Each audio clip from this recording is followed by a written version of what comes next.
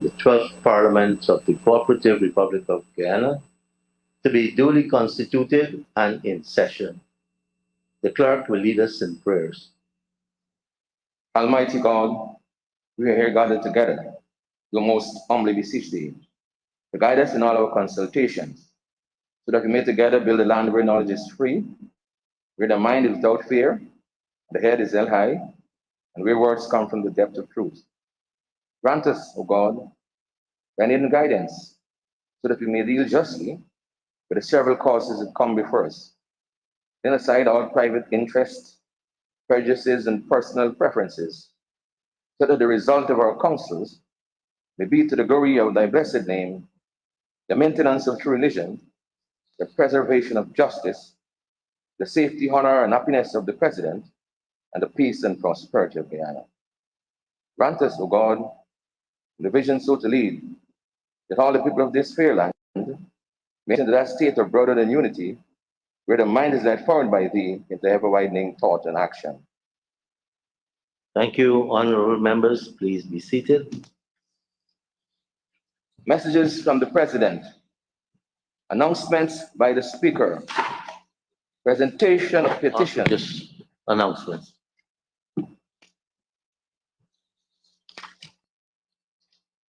Honorable members, today we begin the budget debate on the 2022 estimates that were presented to us by the Honorable Senior Minister in the Office of the President with responsibility for finance. In the past few sittings, I've had to caution members about the use of certain words in the National Assembly. And I want to remind about a few of them. First, the issue of reference to His Excellency the President. In your speeches, I'm going to be tolerant as I used to be. Secondly, cries of shame, and we will recirculate the list of words that is considered unparliamentary. Before I call on the clerk to go through the agenda, let me also say that we did receive a motion signed by the former leader of the opposition, the Honorable Member Joseph Harman, and the Chief Whip Christopher Jones, calling for 22 members of the government side to be sent to the Privileges Committee.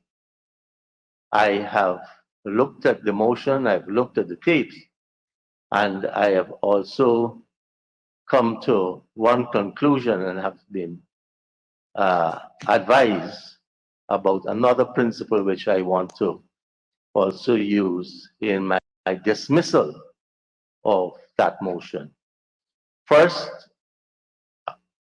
the motion will not proceed because a prima facie case has not been established.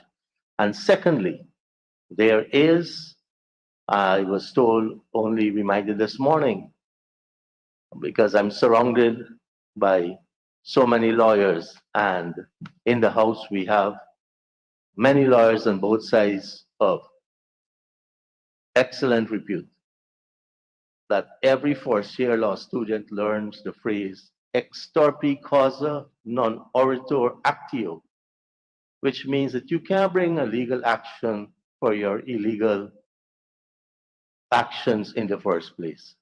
And based on those two, I am not allowing that motion to go ahead. Mr. Clerk?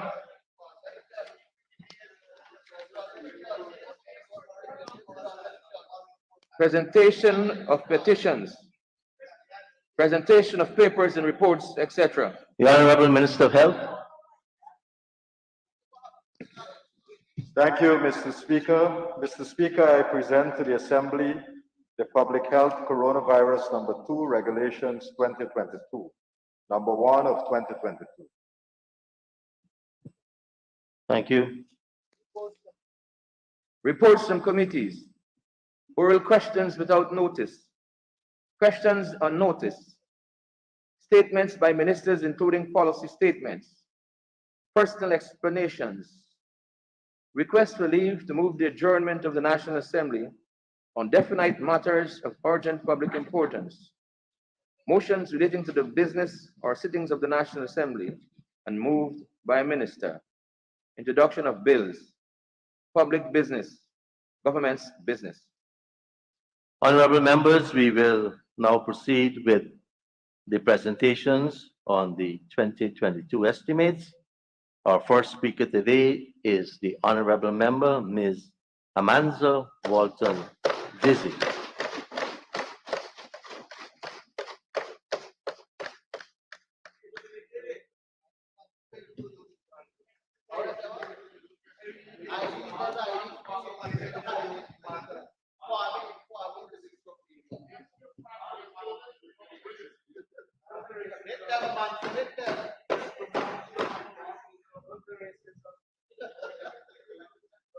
Good morning, Mr. Speaker, and good morning to my colleagues on the other side of the House.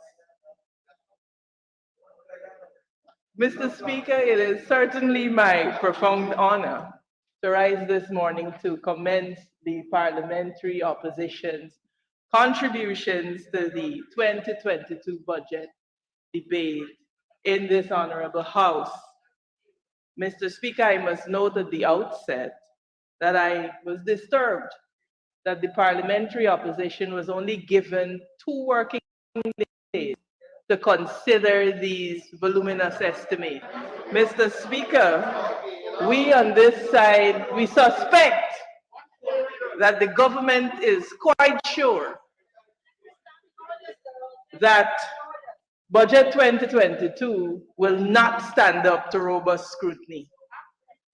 Last year, Mr. Speaker, I stood in this honorable House and I described the 2021 budget as vapid, vacuous, and visionless. And I stand here 1 year later, Mr. Speaker, to testify as to the accuracy of that description. But, Mr. Speaker, I do not take pride in my prognostication because I'm cognizant of the biblical admonition that says, where there is no vision, the people perish. And the people of Guyana, Mr. Speaker, are perishing. Mr. Speaker, 1 year later, Guyana has, for all intents and purposes, lost the battle against COVID-19. Today, as a nation of less than 800,000, these are the statistics. We have 1,166 deaths, 353 new cases within the last 24 hours, a total confirmed case load of close to 60,000 and a whopping 11,234 persons on home isolation. These are the stats. And we have a health minister who is in a perpetual state of suspicion. He is never sure. He simply surmises and suspects. Mr. Speaker, inflation stands close to 6%. It is a daily struggle for most to find 1 meal a day. Crime is rampant, corruption is rife, and with each announcement of an oil fine, Mr. Speaker, Guyanese sink deeper and deeper into despair and discouragement. What is in it for me? Charlene from behind the stall or stall at Border Market asks, what is in it for me? What is there to be excited about? Shalita says I can't eat oil. She says it's a daily struggle to send my children to school, to find 2 meals per day to help them to focus. Imagine I have to pay $300 for a pound of plantain. Chicken is $400 per pound. Fish, Bangamary is $450 a pound. I am a cleaner and my husband works on a fishing boat. But guess what? He was laid off recently because the boss man said they just don't have enough fish and he got to close down operations. Shalita says, I hope that the government, that they do something for we in this 2022 budget. This is what Shalita says. Enter stage right, Mr. Speaker, budget 2022. The most disrespectful, discriminatory, and deceitful budget to ever grace the floor of this honorable house. Mr. Speaker, my late mother, God bless her soul, used to tell me, show me where you spend your money and I will tell you what you value and what your values are. Mr. Speaker, the minister with responsibility for finance stood in this house and told the people of Guyana that in 2021 inflation was close to 6%. And food inflation, the food price inflation in particular, was approximately 12%. Yet, Mr. Speaker, this government has given to our public servants a meager 5% after tax increase over a period of 2 years. 5%, Mr. Speaker. The PPPC refused to give Guyanese an increase that would at least help them to meet the increased cost in food that they need to survive. That is how much they care. Mr. Speaker, show me where you spend your money and I will tell you what you value. Mr. Speaker, out of a budget of $553 billion, the PPP chose to spend $218 billion on capital expenditure, an approximate increase of over 109%. Mr. Speaker, look, the issue that arises here immediately is capacity. It is well known, well established, that neither the central government nor the private sector has the capacity, neither of them. They have the capacity to execute such a massive increase in this program. In the ordinary scheme of things, this is when everything is going as it should. Mr. Speaker, this lack of capacity is exacerbated by the fact that we are in a pandemic, sir, and the minister with responsibility for finance stood in this house and said to us that there are serious issues with the global supply chain. We heard all manner and sorts of excuses that these issues with the global supply chain have affected the ability to complete CJIA and the Mandela Road extension project. When one considers, Mr. Speaker, that the foreign component of our public sector investment program is about 70%, meaning we got to import almost everything to get the work done. How is it that the government intends to execute such a massive infrastructure program within a year? And not even in a year, sir, it's going to be 10 months by the time this budget is passed and the system starts to work. Mr. Speaker, the IMF, in reporting on Guyana's public sector investment management assessment, said this. It said that Guyana has an estimated efficiency gap of 41%. 41%, Mr. Speaker.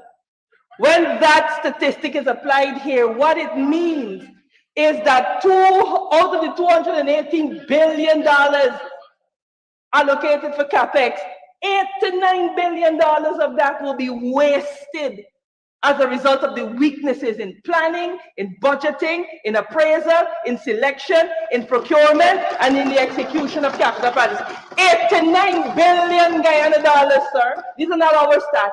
These are the stats according to the IMF. Mr. Speaker, we know the IMF in its diplomacy will not say corruption, but we know what I mean. They mean corruption. And we know that we have fallen 2 places in 2 years on the transparency index, on the transparency corruption index. So we beg and we understand what they mean. Mr. Speaker, I say this to you. If this government were truly serious about putting Guyana on a sound developmental footing, they would have expended efforts on decreasing that efficiency gap to minimize wastage.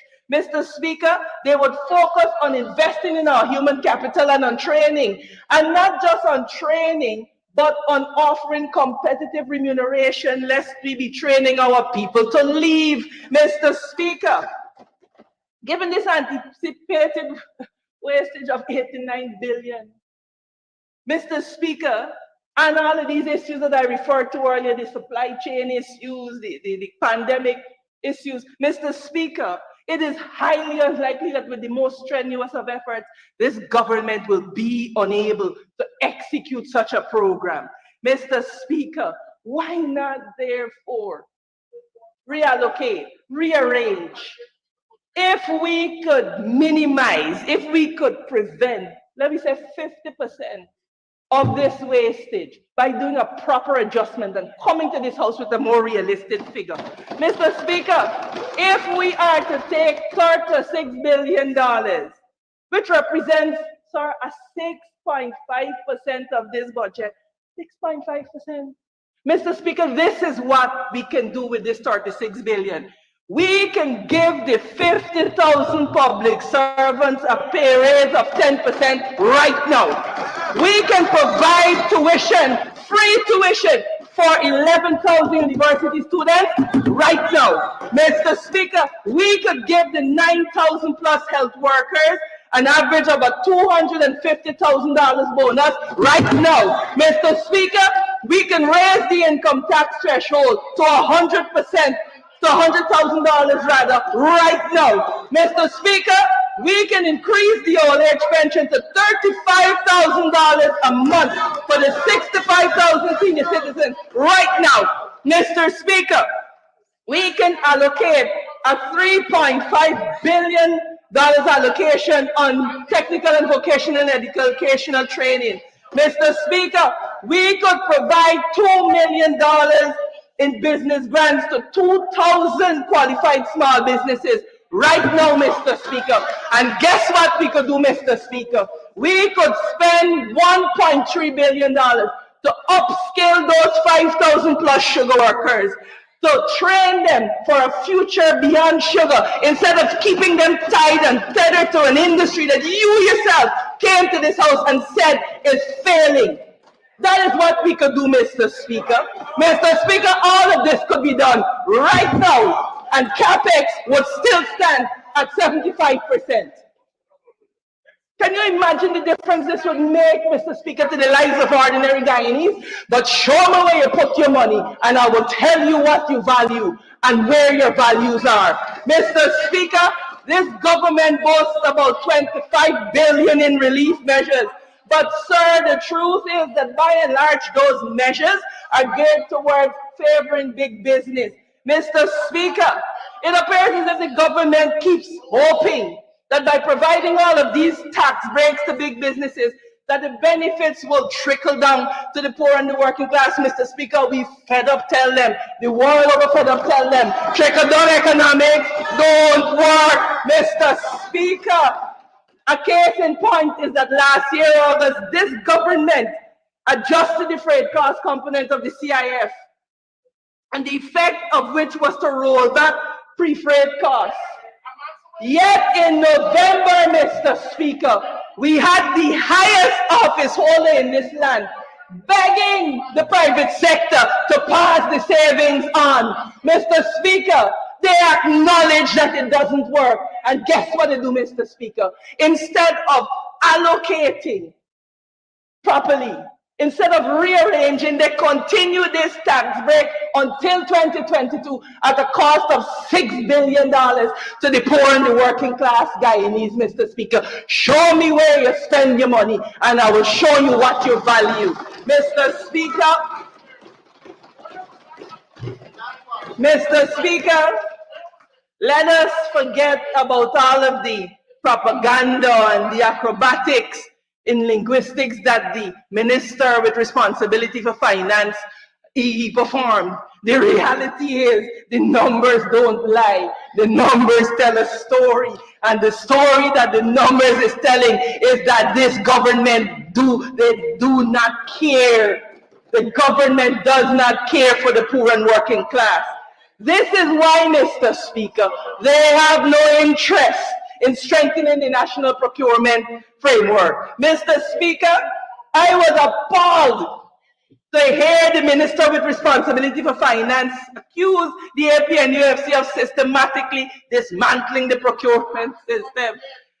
I sat here and I wondered how much of a frolic in delusion could we embark upon. Mr. Speaker, we will remind the PPP administration that it was the AP and UAFC that constituted the Public Procurement Commission a decade after it was implemented into our constitution. They refused to perfect the legal framework, and you dare to come here today to tell us that we have dismantled it. You continue to systematically undermine our procurement system. It was you that appointed the head of the PSIP as the chair of the National Tender Administration, in direct conflict with the act which said that the chair and the deputy chair must be full-time employees, and you dare to come into this house to say what? So, Mr. Speaker, the Minister of Finance does not get... Honorable member, I didn't dare to do anything, so please. Thank you, sir. The Minister with responsibility for finance. It is so tedious to have to say that. I don't know why they just don't make it the Minister of Finance and done. But anyway, the Minister with responsibility for finance stood in this house and accused us of the act that they themselves are guilty of, demonstrably guilty of. They have fired, Mr. Speaker, all of the properly qualified and trained personnel at MPTAB because they perceive them to have a particular type of political affiliation. Mr. Speaker, he does not get to come here and engage in revisionism. Mr. Speaker, I want to turn my attention very briefly to this Natural Resource Fund. I note that you have made some pronouncements, sir, on the illegality or otherwise of the actions. Mr. Speaker, I will say that it appears that you have already come to the conclusion that our actions were illegal, and therefore it appears to me at this time that our appearance before a privileges committee might be moot. Mr. Speaker, I want to say that the Natural Resource Fund bill, this bill, sir, received outcry far and wide from the Guyanese public. Everybody and the grandmother said, look, consult. They said consult. Yet the government sought to use its one-seat majority to force that legislation down Guyanese people's throats. But, Mr. Speaker, with their usual propaganda, they came here, they went to the public and assured us of all types of things. They said, oh, there will be the greatest levels of transparency, and it will be subject to parliamentary scrutiny. Mr. Speaker, I am yet to hear clearly articulated in this budget what projects will be funded by this money that they took out of the NRF. What projects will be funded by it, sir? We ain't know. We just know that with the money. We ain't know where it's going. We don't know where it's at. We know nothing. The first foray out into a budgeting cycle with this money available, and they have failed to deliver the promised level of transparency to the Guyanese people, Mr. Speaker. Mr. Speaker, this is unacceptable. This is the patrimony of our generation and the generation after ours. And the PPPC administration must not be allowed to trifle with it. Mr. Speaker, we on this side of the House, we continue to maintain that the Natural Resources Fund Act, as passed by the coalition, sir, provided robust transparency. It provided, sir, a level of transparency that has been taken out of this current bill, Mr. Speaker. Mr. Speaker, I will give you an example. In the 2019 Act, we specifically said that when it came to the annual budget proposals for projects to be funded from this NRF, that a statement explaining how the withdrawal from the fund for the next ensuing fiscal year and for each of the next following 3 fiscal years shall be used to finance national development priorities. We said it because we were serious about it, and we were so serious about it that we were committed to reducing it into law, Mr. Speaker. That provision has been taken out of this present bill. And so, Mr. Speaker, there is no duty binding this government to put those monies towards our urgent developmental priorities. But I suspect they want to use it for budget support. I suspect that they want to use it to finance this big debt that they're incurring. Mr. Speaker, today we stand in this house and we can tell you where this $127 billion from the fund is going to be expended. I guess, therefore, Mr. Speaker, we can put the rhetoric of transparency soundly to bed. Mr. Speaker, I want to turn my attention to foreign relations. I don't even know where to start with you, Todd. I don't even know where to start. Look, Mr. Speaker, since our Honorable member. Honorable Member Todd, I'm not sure where to begin with you, sir. I will say, Mr. Speaker, that since our independence, Guyana has always been able to punch above its weight class in foreign policy because we had exemplary leadership on the global stage. Mr. Speaker, we were buoyed by a well-trained cadre of professional diplomats and foreign service officers. Mr. Speaker, the foreign policies of Forbes Burnham, of Desmond Hoyt, and of Dr. Cheddi Jagan were clear, they were decisive, they were coherent, and they were rooted in incontrovertible principles.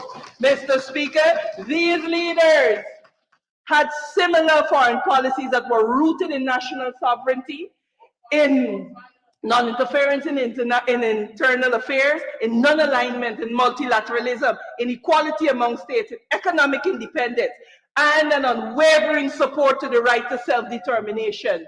Mr. Speaker, Guyana's ideals were clear and the nations of the world knew exactly where we stood. Mr. Speaker, those glory days of Guyana's diplomacy were characterized by a professional diplomatic corps. We had a judicious mind at the helm of the foreign ministry.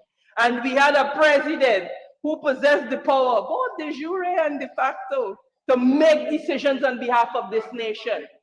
Mr. Speaker, a relatively small state was seen as a towering example of diplomacy. Mr. Speaker, today all of them gone. Mr. Speaker, all of the aforementioned are absent. Since August 2nd, 2020, my lord, our foreign policy has become nebulous, incoherent. It has become fleeting and transactional. We have seen Guyana stumble and our reputation severely tarnished on the international stage. From a senior official having difficulty pronouncing two-syllable words to another one talking about orgasms on the international stage.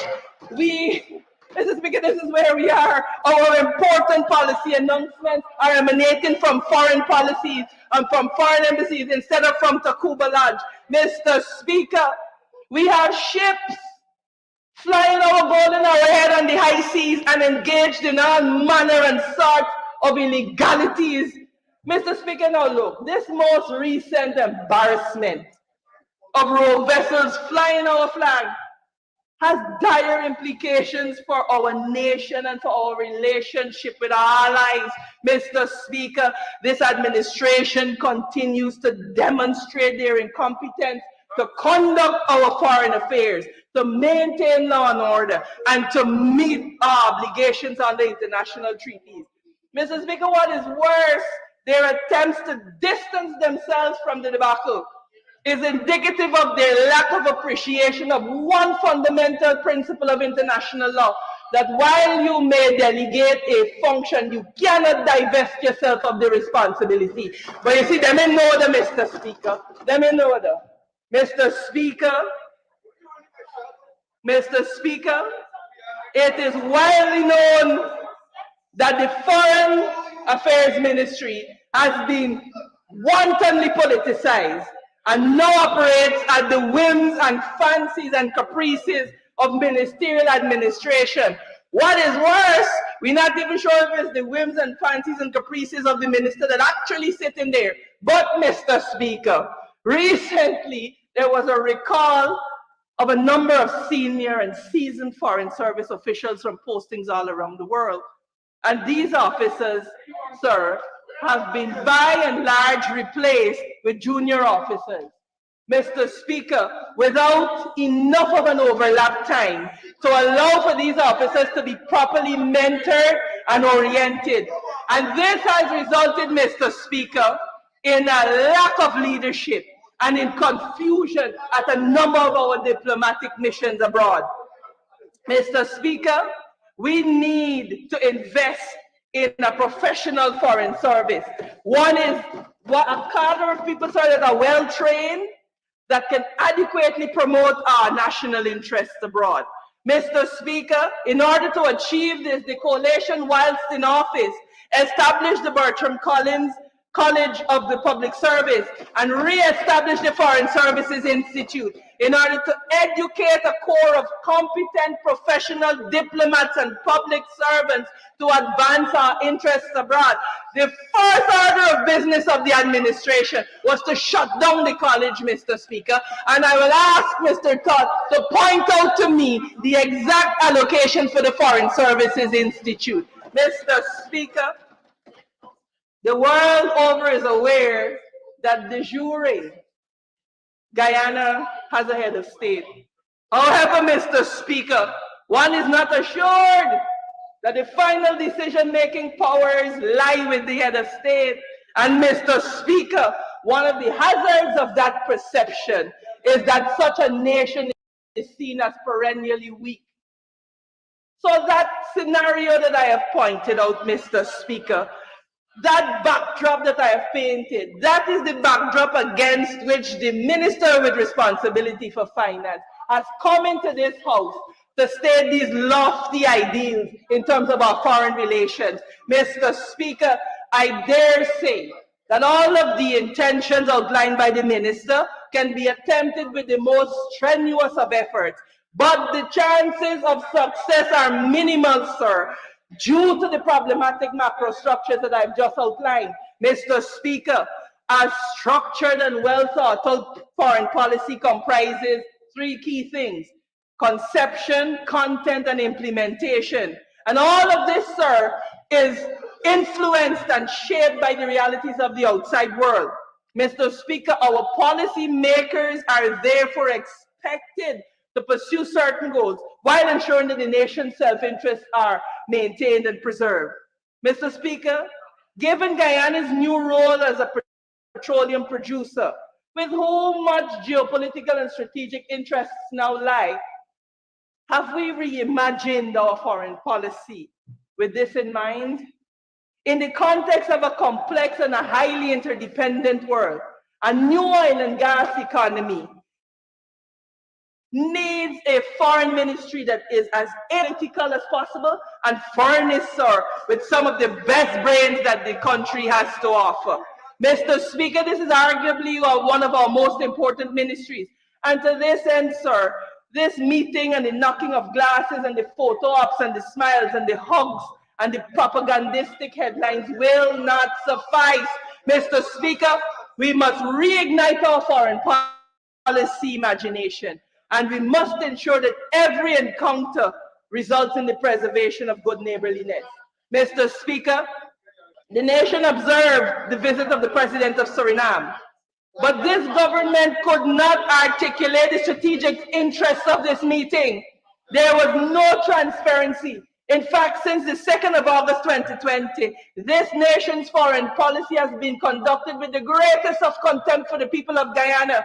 Visiting dignitaries, sir, are not even given the opportunity to meet with the opposition.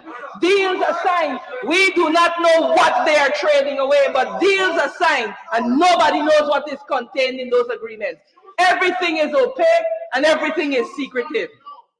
But I must say, Mr. Speaker, outside of this very credible critique that I've just offered, we welcome visits by foreign dignitaries that advance our interests.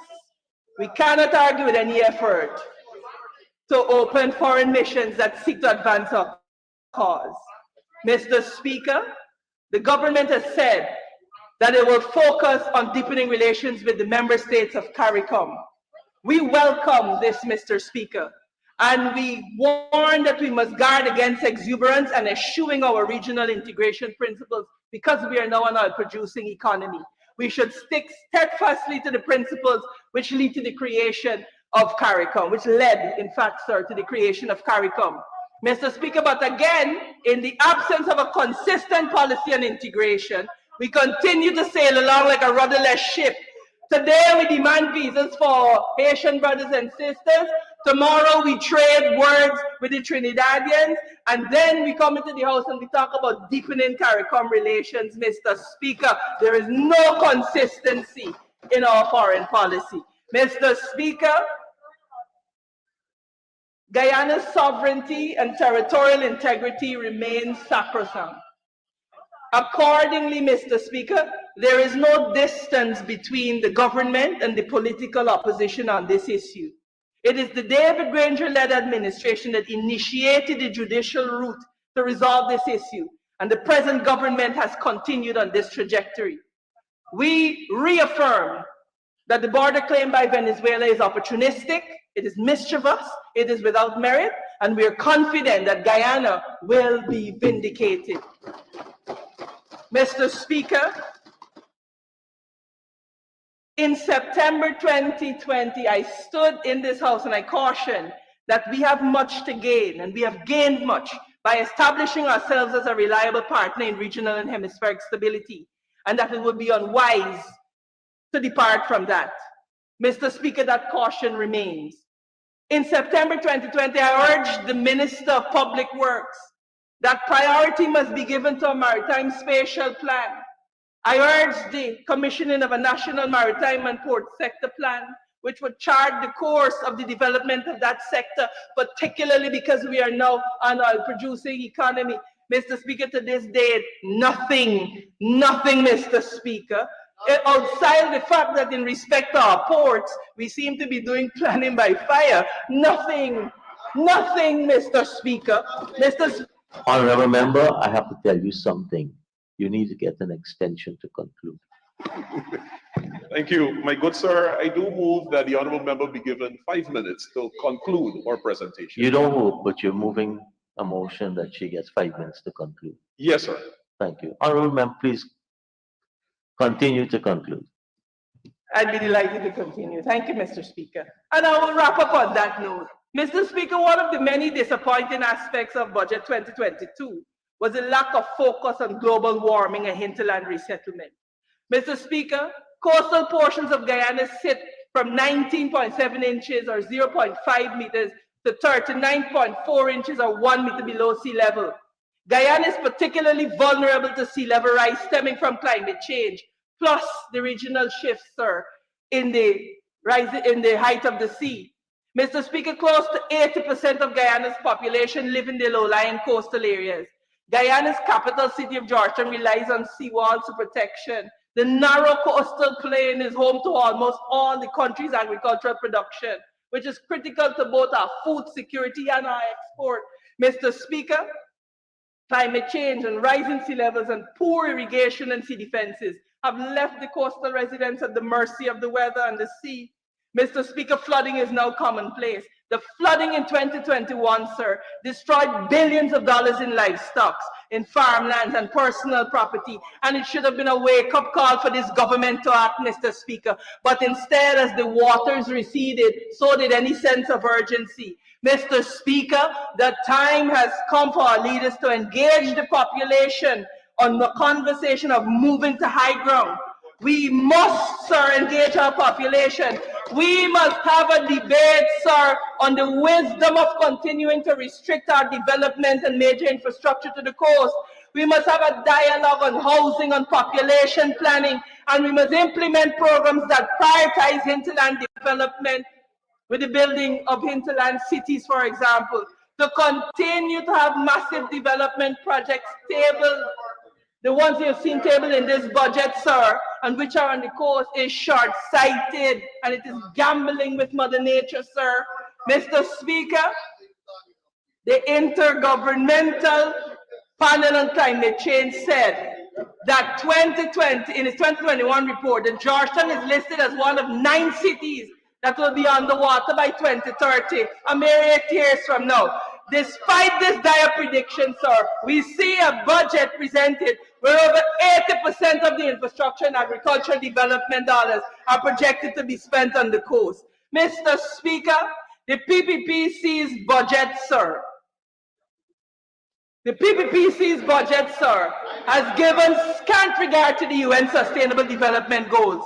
It's very clear that the PPP has no interest in ending poverty, in ending hunger, in achieving food security, in ensuring that all Guyanese have access to primary and secondary education.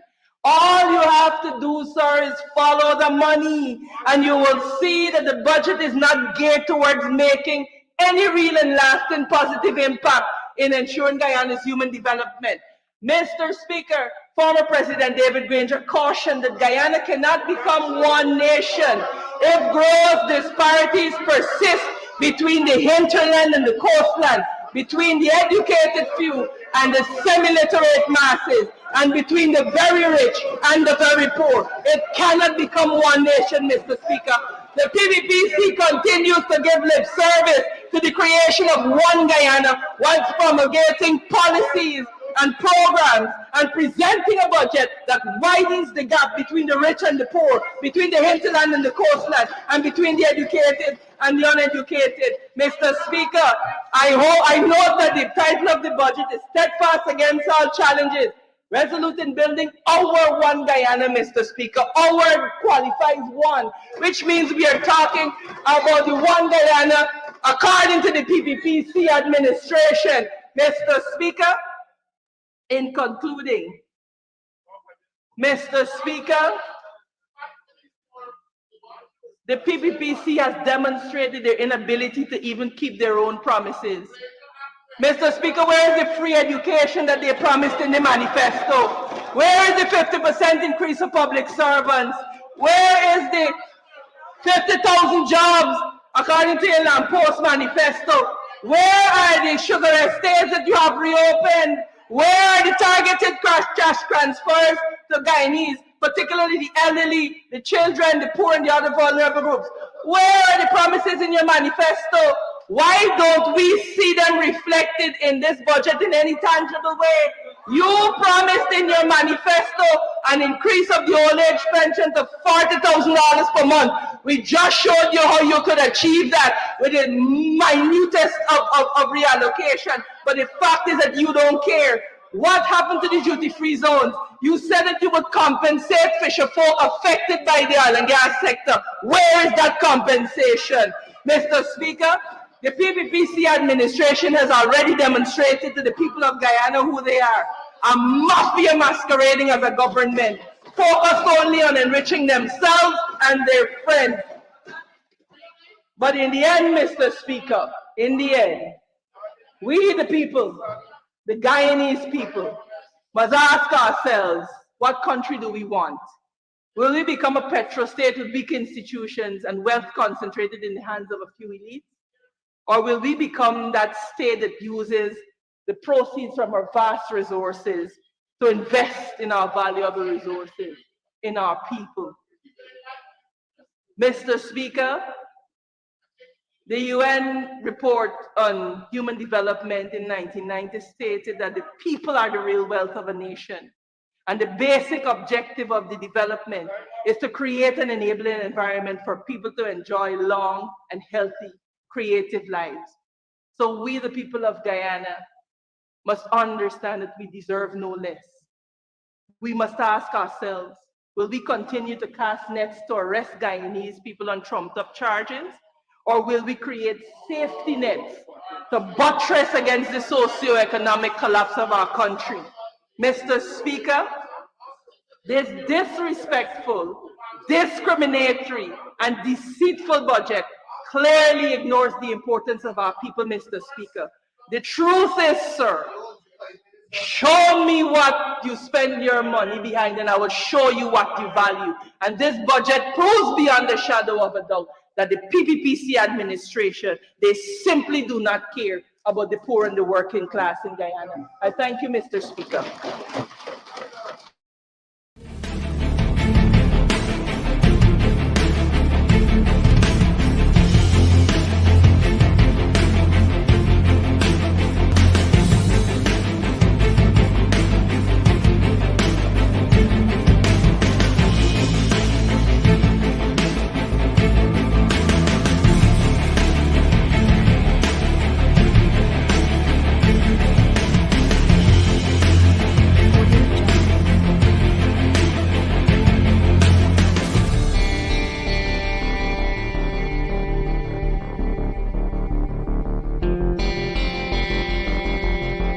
Audio Jungle.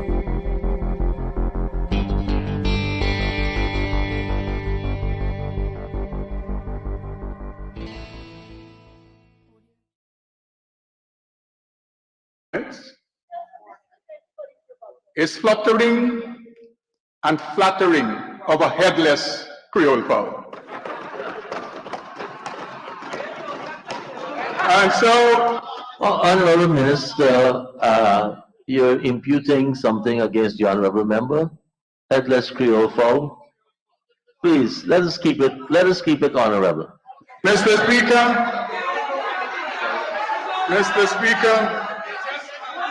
I'm saying, Mr. Speaker, that the opposition represented in this National Assembly, as they will prove to the people of this country the next 5 years, is a barnyard of headless Creole fowls. Headless yard fowls.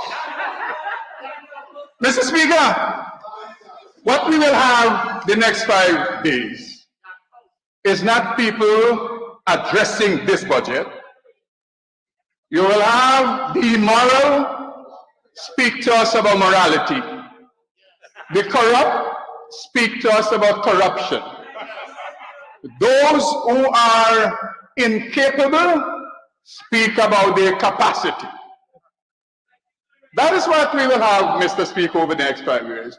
Not the budget presented. Every measure they condemn, they are intellectually incapable of putting a measure alongside it before the Guyanese people. Every measure, not airbrains, wild things, things that can be measured. Mr. Speaker, the honorable member just spoke about what we could do. The fact is, 18 months ago, they were in government for 5 years. The honorable member spoke about free tuition at the University of Guyana. I dare remind you, honorable member, that your political entity over the period raised the University of Guyana tuition fees by 35% over a period of 3 years. So you come to this house and you pontificate about what should be done. You had your opportunity to do that. You squandered it, and that is the reason why you will grow old over there in the seats of the opposition.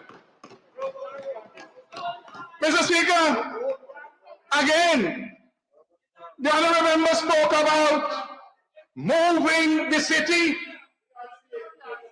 5 years, the major project of this set of people, honorable people over there, was a corrupt, transacted project named the Durban Park, where vagrants reside as I speak to you, Mr. Speaker. All the things that could be done.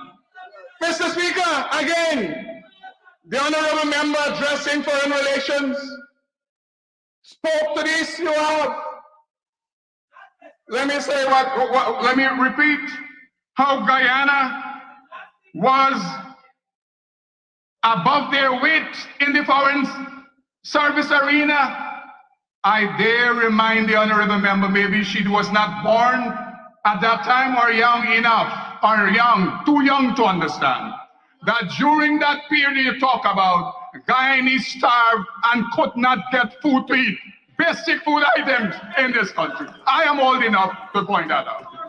So, why do you talk about, Mr. Speaker, she said, the power of diplomacy of Guyana during those years of the so-called power of diplomacy, the citizens of this country could not get food to eat.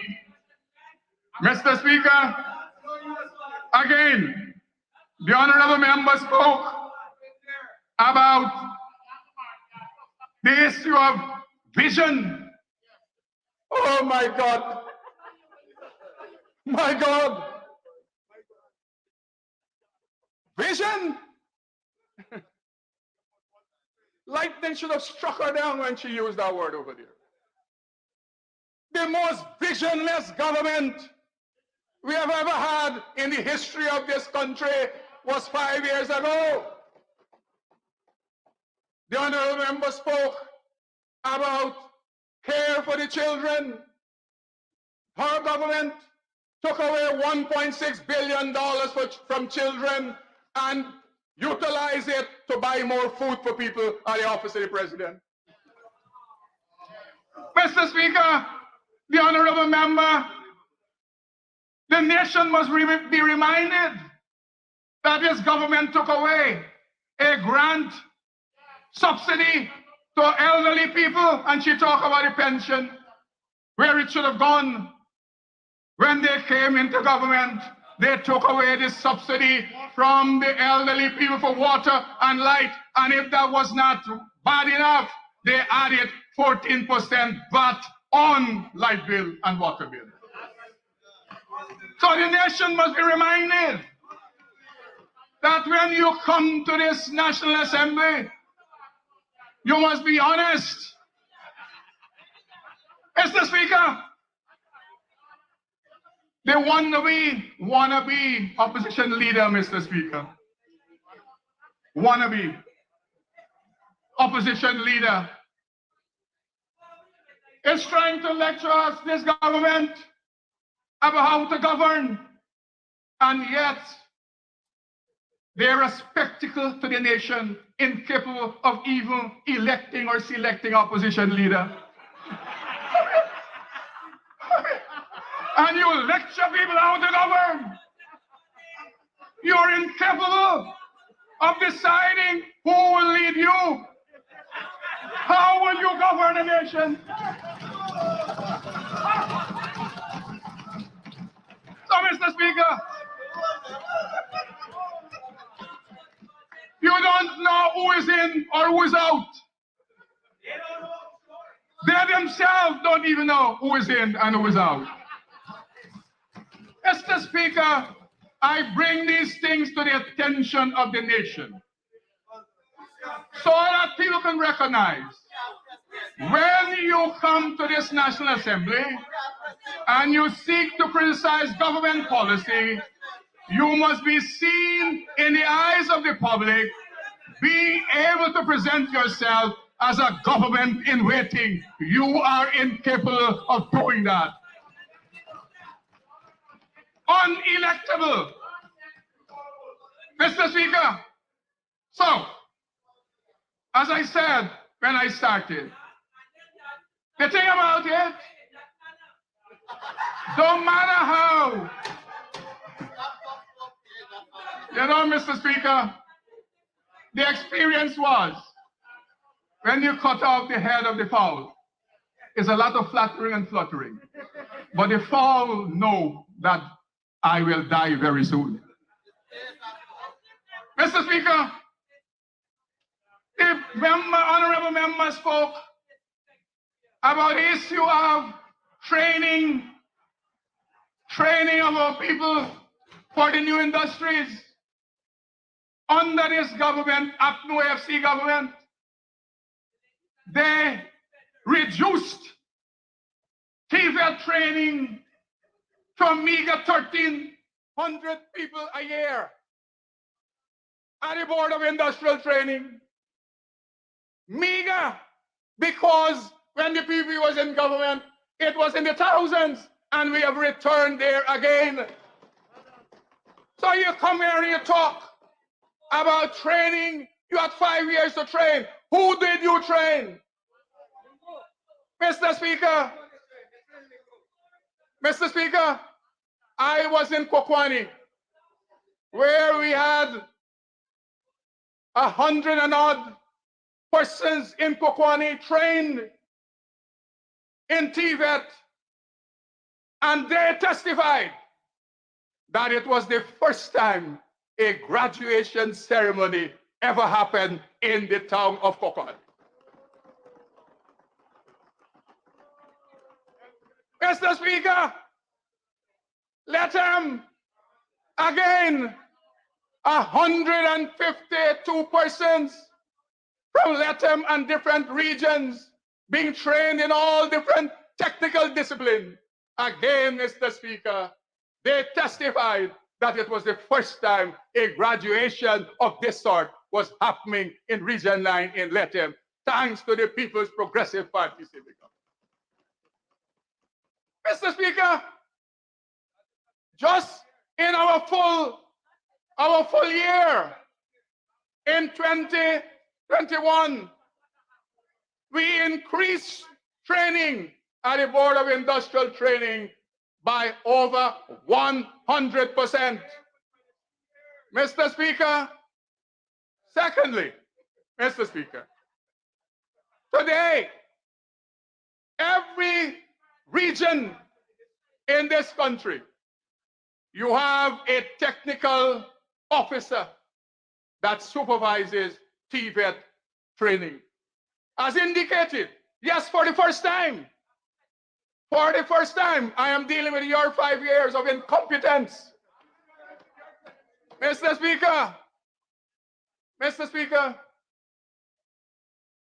on the labor front, we have expanded, and as I speak to you, first time in the history of this country, every region except for Region 8, a Ministry of Labor department exists.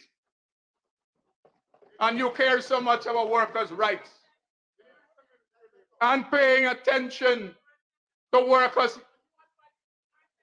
Mr. Speaker, the irony is that when they're in opposition, they become bright people. But when they were in government, they are the dullest of the dull. That is what is happening here. Suddenly they're bright like light. And when they were in government, the evidence suggests it was blackout. Mr. Speaker, look, Mr. Speaker, let me give you one testimony of a young woman, one of many, Karawab on the Pomeroon River. Listen to what a young lady had to say about training. Mr. Speaker, today, my name is Iona Courtman. Throughout my 19 years of life, I've never done anything that made me develop extreme dedication until the Ministry of Labor Board of Industrial Training Program came to Karawab in the Pomeroon River. Throughout the 4 months, when it was time for class, I would wake up early, before the sunrise, do my chores, knit up my uniform, and paddle in my canoe boat for 20 minutes to the training location. Today, I am no longer a trainee. I am so grateful for the knowledge I have received. And to top it off, we were not pushed aside after the training ended. My classmates and I were privileged to have the Minister of Labor, Joseph Hamilton, taking time out to come to Karawab and to witness what we have done. Mr. Speaker, what these 11 young people did for their community after training, 9 ladies and 2 men. 11 young persons for the community of Karawab were able to develop a skill set in the installation of maintenance of solar system. Our community building 60 by 40 equipped with electricity for the first time on a full-time basis. It allows for charging of cell phones, using of the community building for concerts and other related activities. Also, the power can be used to facilitate further training programs such as garment construction and electrification installation and others. Installation of solar lights at the entrance of the health centers, school compound, and the cell phone signal spot so that persons can traverse in the night with less fear for reptiles. Mr. Speaker, this is one testimony of what the People's Progressive Party Civic we have done. Mr. Speaker, the Board of Industrial Training, as I said, we started with this failed government, average 1,300 persons being trained mostly on the coastline. Today, in every region and sub-region, the Board of Industrial Training executes technical and vocational training for the citizens of this country. In 2021, 3,086 persons were trained. So when the honorable members speaks to the issue about training, we are far ahead of you. Far ahead, way ahead of you. You know now you know. Under your tenure, we were an oil-producing nation, and you didn't train one scintilla of anybody to participate in oil and gas. And now you come and you tell us about what kind of training we must do. Mr. Speaker, under your stewardship, no, we want you to do some community service for the money you spent. Community service, Honorable Member Ailey. We will not take it back. Community service. Mr. Speaker, Mr. Speaker, the UPNO AFC government, we had, as a nation, all production offshore. And this government never saw it fit to train occupation and safety and health officers so that they can go and review the operations of the FPSO. I could recall other people went on the FPSOs to hit a champagne bottle.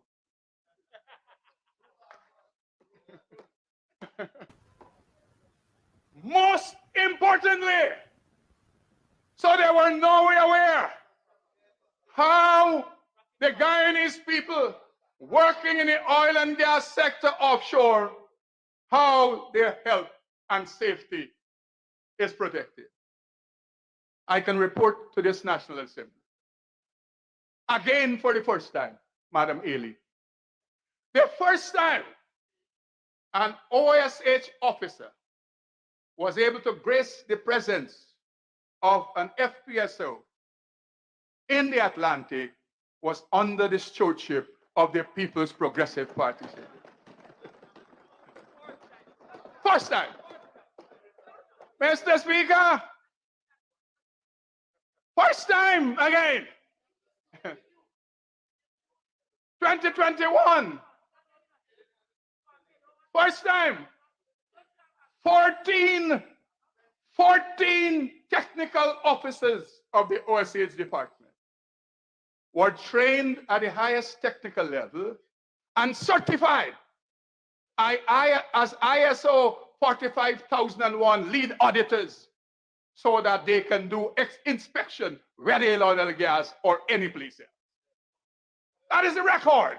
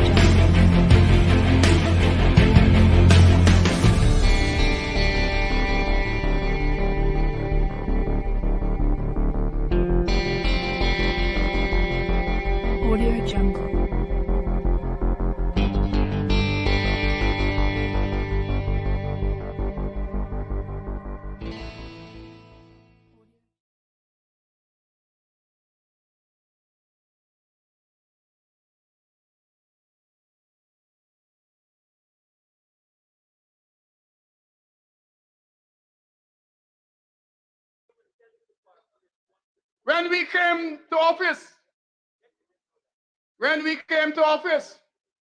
there were several collective labor agreements languishing out there to be concluded. Workers were suffering. What did they do? NOTHING.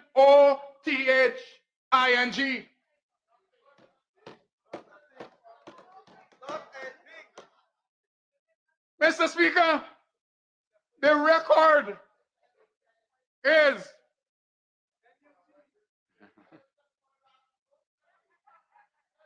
22 collective labor agreements we were able to broker and mediate in the first year of the People's Progressive Party.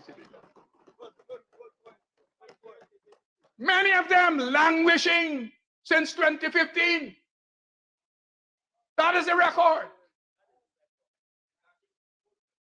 Conciliation, the record speaks to 2015. Mr. Speaker, conciliation, 19. In one instance, Mr. Speaker, the Demerara Timbers Limited refused to even sit at the same table with GAU under this government, under the APNU government. I'm pointing. You have to pay attention. You have to pay attention. Mr. Speaker, and I say this, I will say this for the Guyanese people so they understand. And I hope the Minister of Finance and the Commissioner General pays attention to what I'm about to say.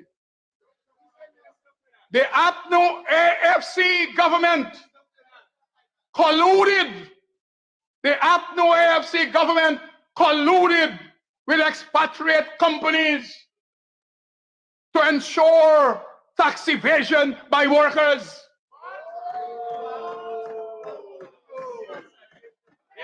This is a serious allegation. I have the evidence. They deliberately colluded with foreign governments to ensure that workers did not pay taxes and overtime. Because, as they see it, Mr. Speaker, as they saw it, Mr. Speaker, if they do that, the people would not see they're working for a lot of money. Evidence, you want the evidence? Call it, I'll bring the evidence. Mr. Speaker, 930 persons were trained, Mr. Speaker, in labor laws and regulations. Mr. Speaker, we closed 837 complaints, many of them languishing under the previous government.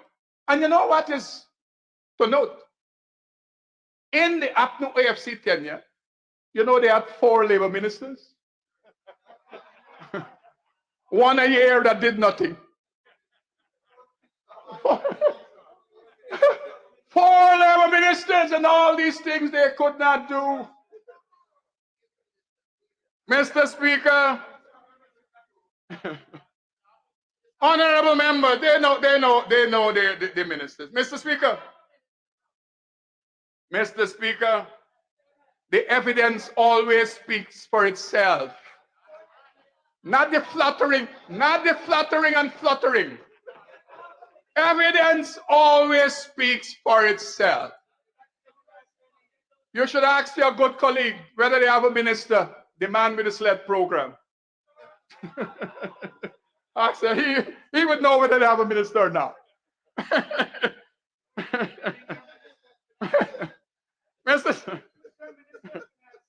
Mr. Speaker, oh, and let me say this because my time is gone. Mr. Speaker, I am told that the honorable member, Ms. Jarita Finance, will be interrogating honorable member Ms. Jarita Finance. She will be interrogating and analyzing the budget of Dr. Ashni Kumar Singh. You know, overnight, I thought about this. How do you move from Frank Hope, Kenneth King, even Carl Greenidge, and you end up at Jurita Fernandez? Just think about it, honorable member. Honorable, most honorable member. Mr. Speaker, Mr. Speaker, that is the reason why when I started, I made the point that what you have in the opposition is a barnyard of headless yard fowls. Degeneration. Frank Hope, Kenneth King, Carl Greenidge, and Ms. Fernandez, honorable member. Mr. Speaker, you would know that. Mr. Speaker, as regards the central recruitment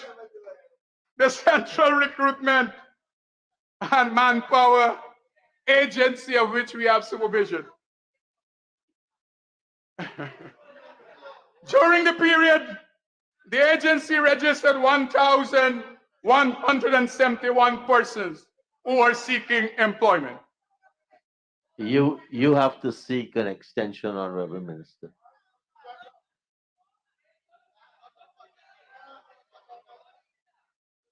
Mr. Speaker, I would like to ask that the honourable member be given 5 minutes more to conclude his presentation in accordance with the agreement between the two chief whips. Thank you. Thank you, Honorable Minister Teixeira. Honorable Minister Labor, you may continue to conclude. Thank you very much, Mr. Speaker. Mr. Speaker, of those persons who sought job during the period through recruitment and manpower agency, some 731 of those persons, their names were submitted for possible employment placement. Mr. Speaker, 186 persons were placed. Others are awaiting interview, Mr. Speaker. Mr. Speaker, a total of 1,554 visits were conducted to solicit vacancies for people who seek employment. Mr. Speaker, presently, as indicated by His Excellency the President some time ago, we are about to launch a job bank where all citizens who seek jobs, they can go there, post their credentials. All employers who have vacancies, they can go there and post those vacancies, so that the potential employees and employers, they can have interaction on this platform. Mr. Speaker, that is the record. I suppose none of the four ministers that were employed in the 5 years of the APNU AFC government, they didn't even talk about these things. Nowhere in their contemplation. Mr. Speaker, the fact is, Honorable Member Ramjatan, if you ever thought about it, when Honorable Member Winston Jordan was presenting his budget for 5 years, he would have put it in the budget document. Mr. Speaker,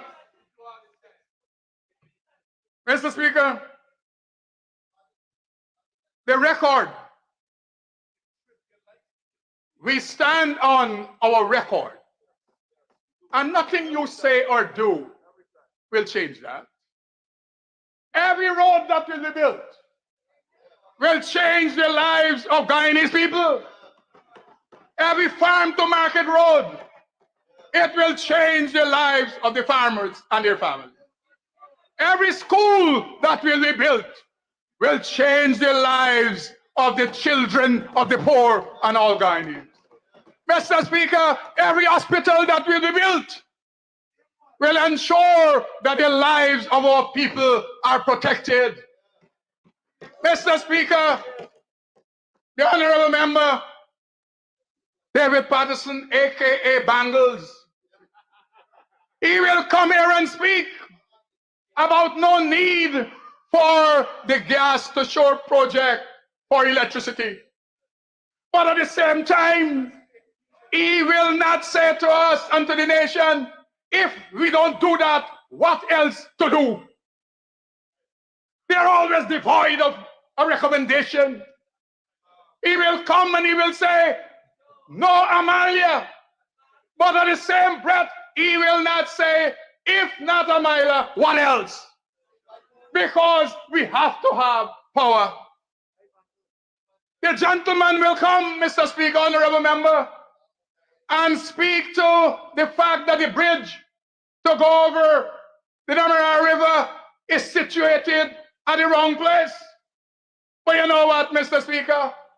After spending unauthorized $300 million, this gentleman, Mr. Speaker, presented to the Guyanese people a 3-lane bridge over the river. First time in history of the world.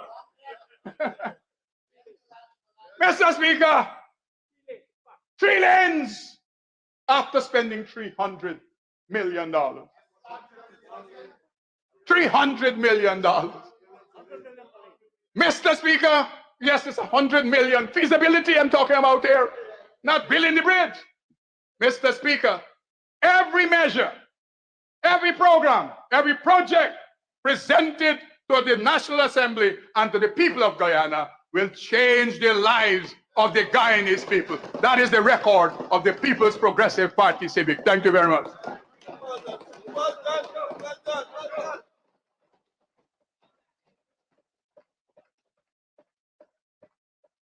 Thank you, Honorable Minister.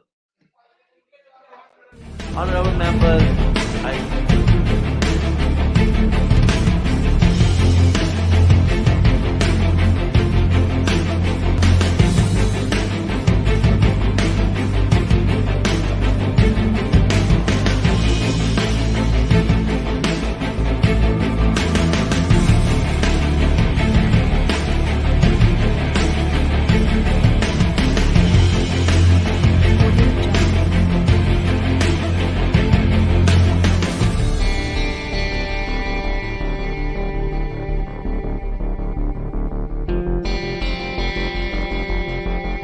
Audio Jungle.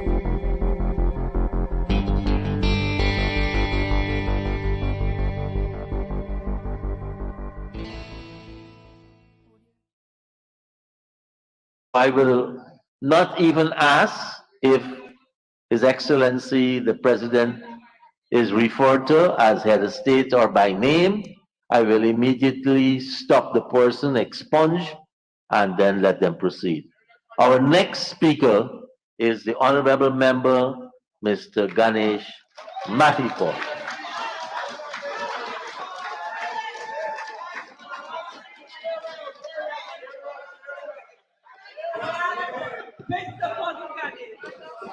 Thank you very much, Comrade Speaker.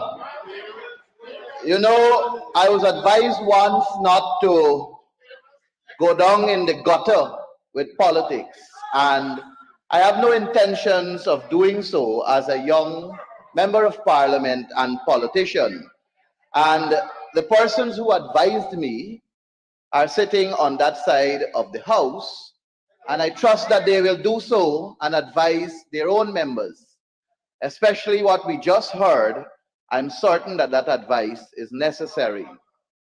Sir, there is a popular statement that says empty barrels make the most noise. And what we had just now was a clueless, noisy minister, completely off topic. But sir, we didn't expect anything better. I heard him talking about the 60s and 70s and talking about how people were hungry during that time. I remind the honorable member, the honorable minister, he was a part of the People's National Congress reform. So he contributed to that if it is true, sir. He contributed to it if it was true. I don't know if it was true, but he was a member, sir. So he ought to know that. Mr. Speaker, Sir, standing order. sir, Honorable Minister, first, before standing order, you're proceeding. 40B, Mr. Speaker. I'm correcting the honorable member. No, you can't stand on a point of correction. You can give someone a Did note. I? Continue, Honorable Member, Mr. Michael. thank you very much for your good protection, sir. Sir, I also heard the honorable member speaking about training and that there was no consideration by the coalition for training. Let me remind him, sir, that the night school was closed by the PPP. Let me remind him that the Public Service College was closed by the PPP. Let me remind him that the Linden Ambulance Brigade was discontinued by the PPP. So you cannot talk about training and you don't put your evidence here. The coalition has a track record of training young people.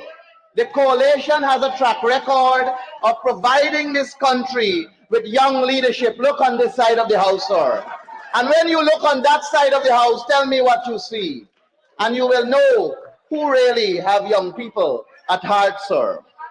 Sir, I don't wish to continue to labor on the Labour Minister's presentation, which was basically nothing of substance.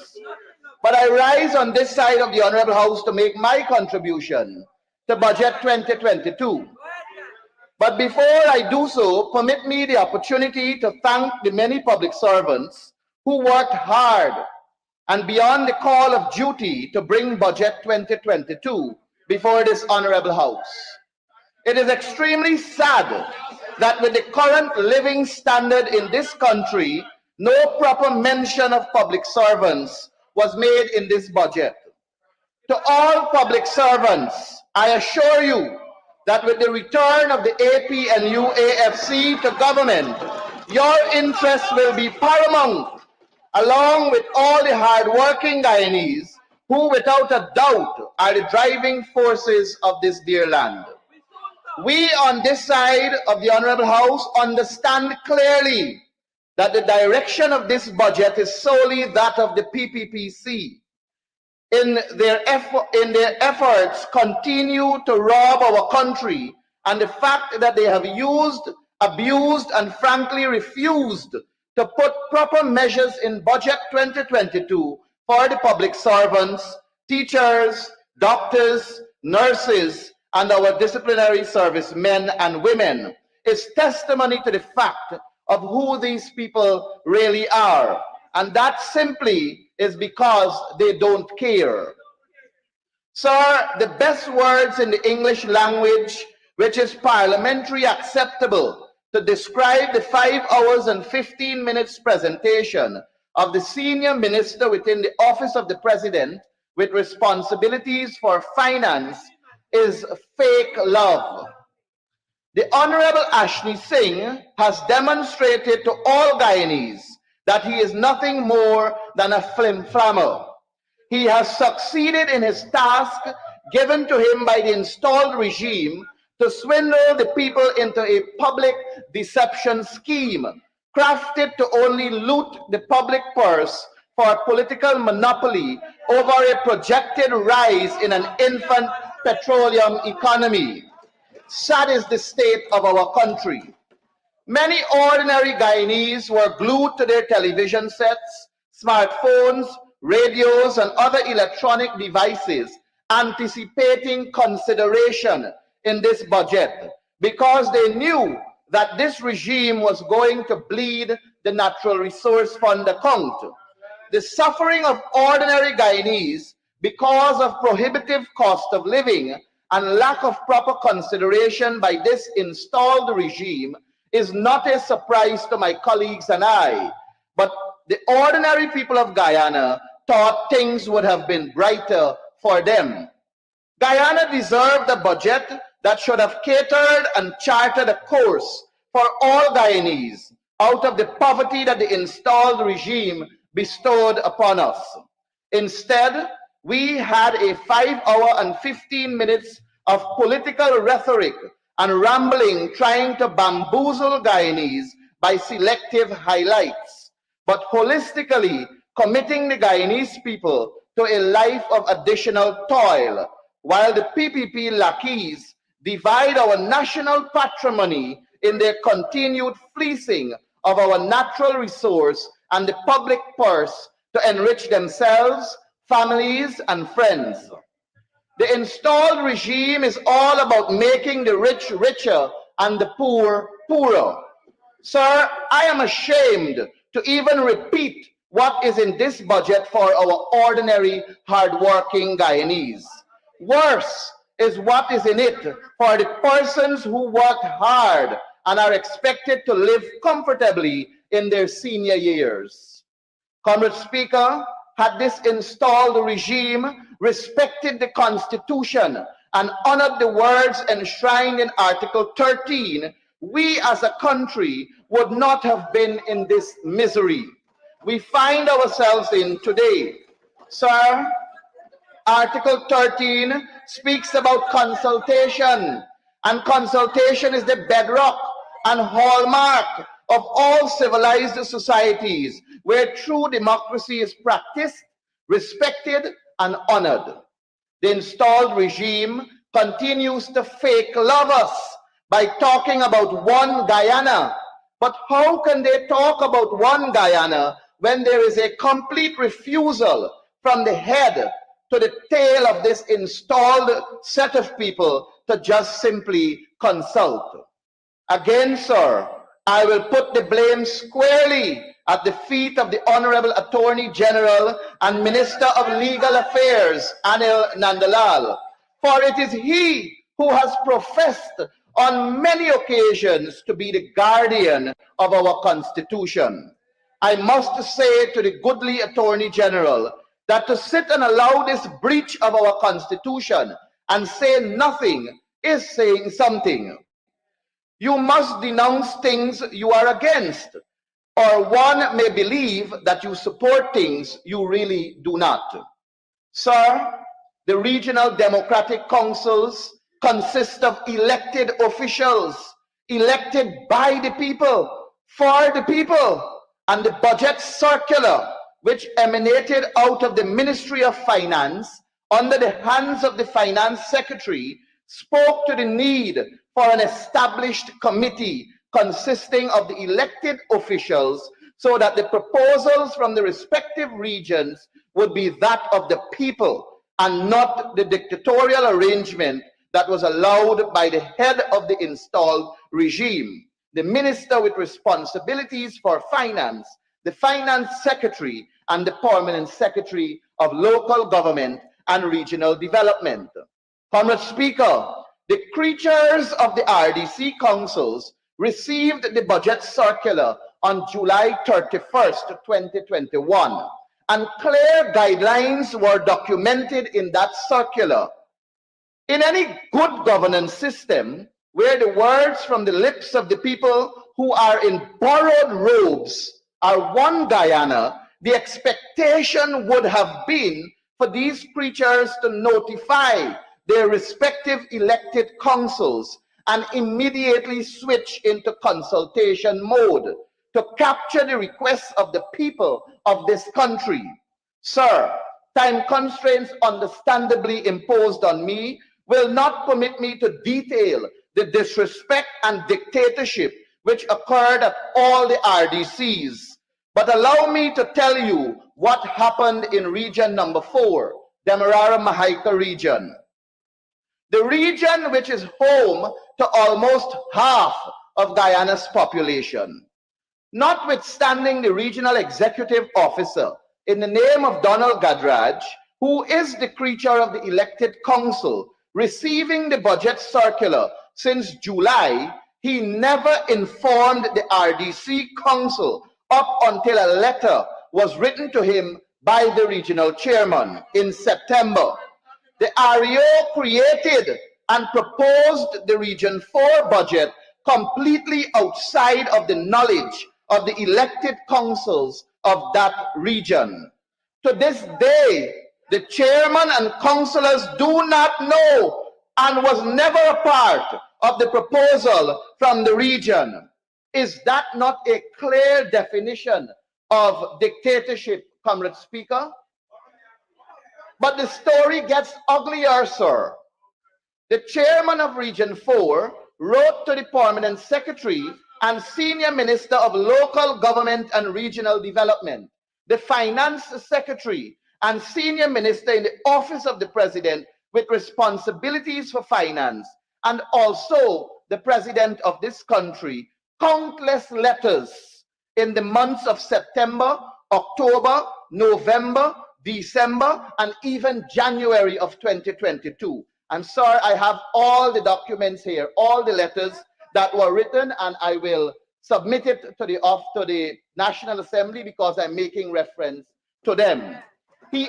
Honorable members, there's an issue with that. If you can show me the delivery note too, that you're saying these letters were delivered, because anybody could pick up and make a copy, have the copy signed and say, this is their copy. So I have the signed copies, and I also have the document that shows that it was signed received. Oh, great, great. Thank So you. we have I'll our give you tracks back your covered, 30 sir. seconds. Sir, the chairman expressed his disgust and that of the council's disgust with the manner in which Budget 2022 was prepared and the dictatorial and direct breach of the clear instructions as set out in the budget circular. The chairman of Region 4 attended a meeting of budget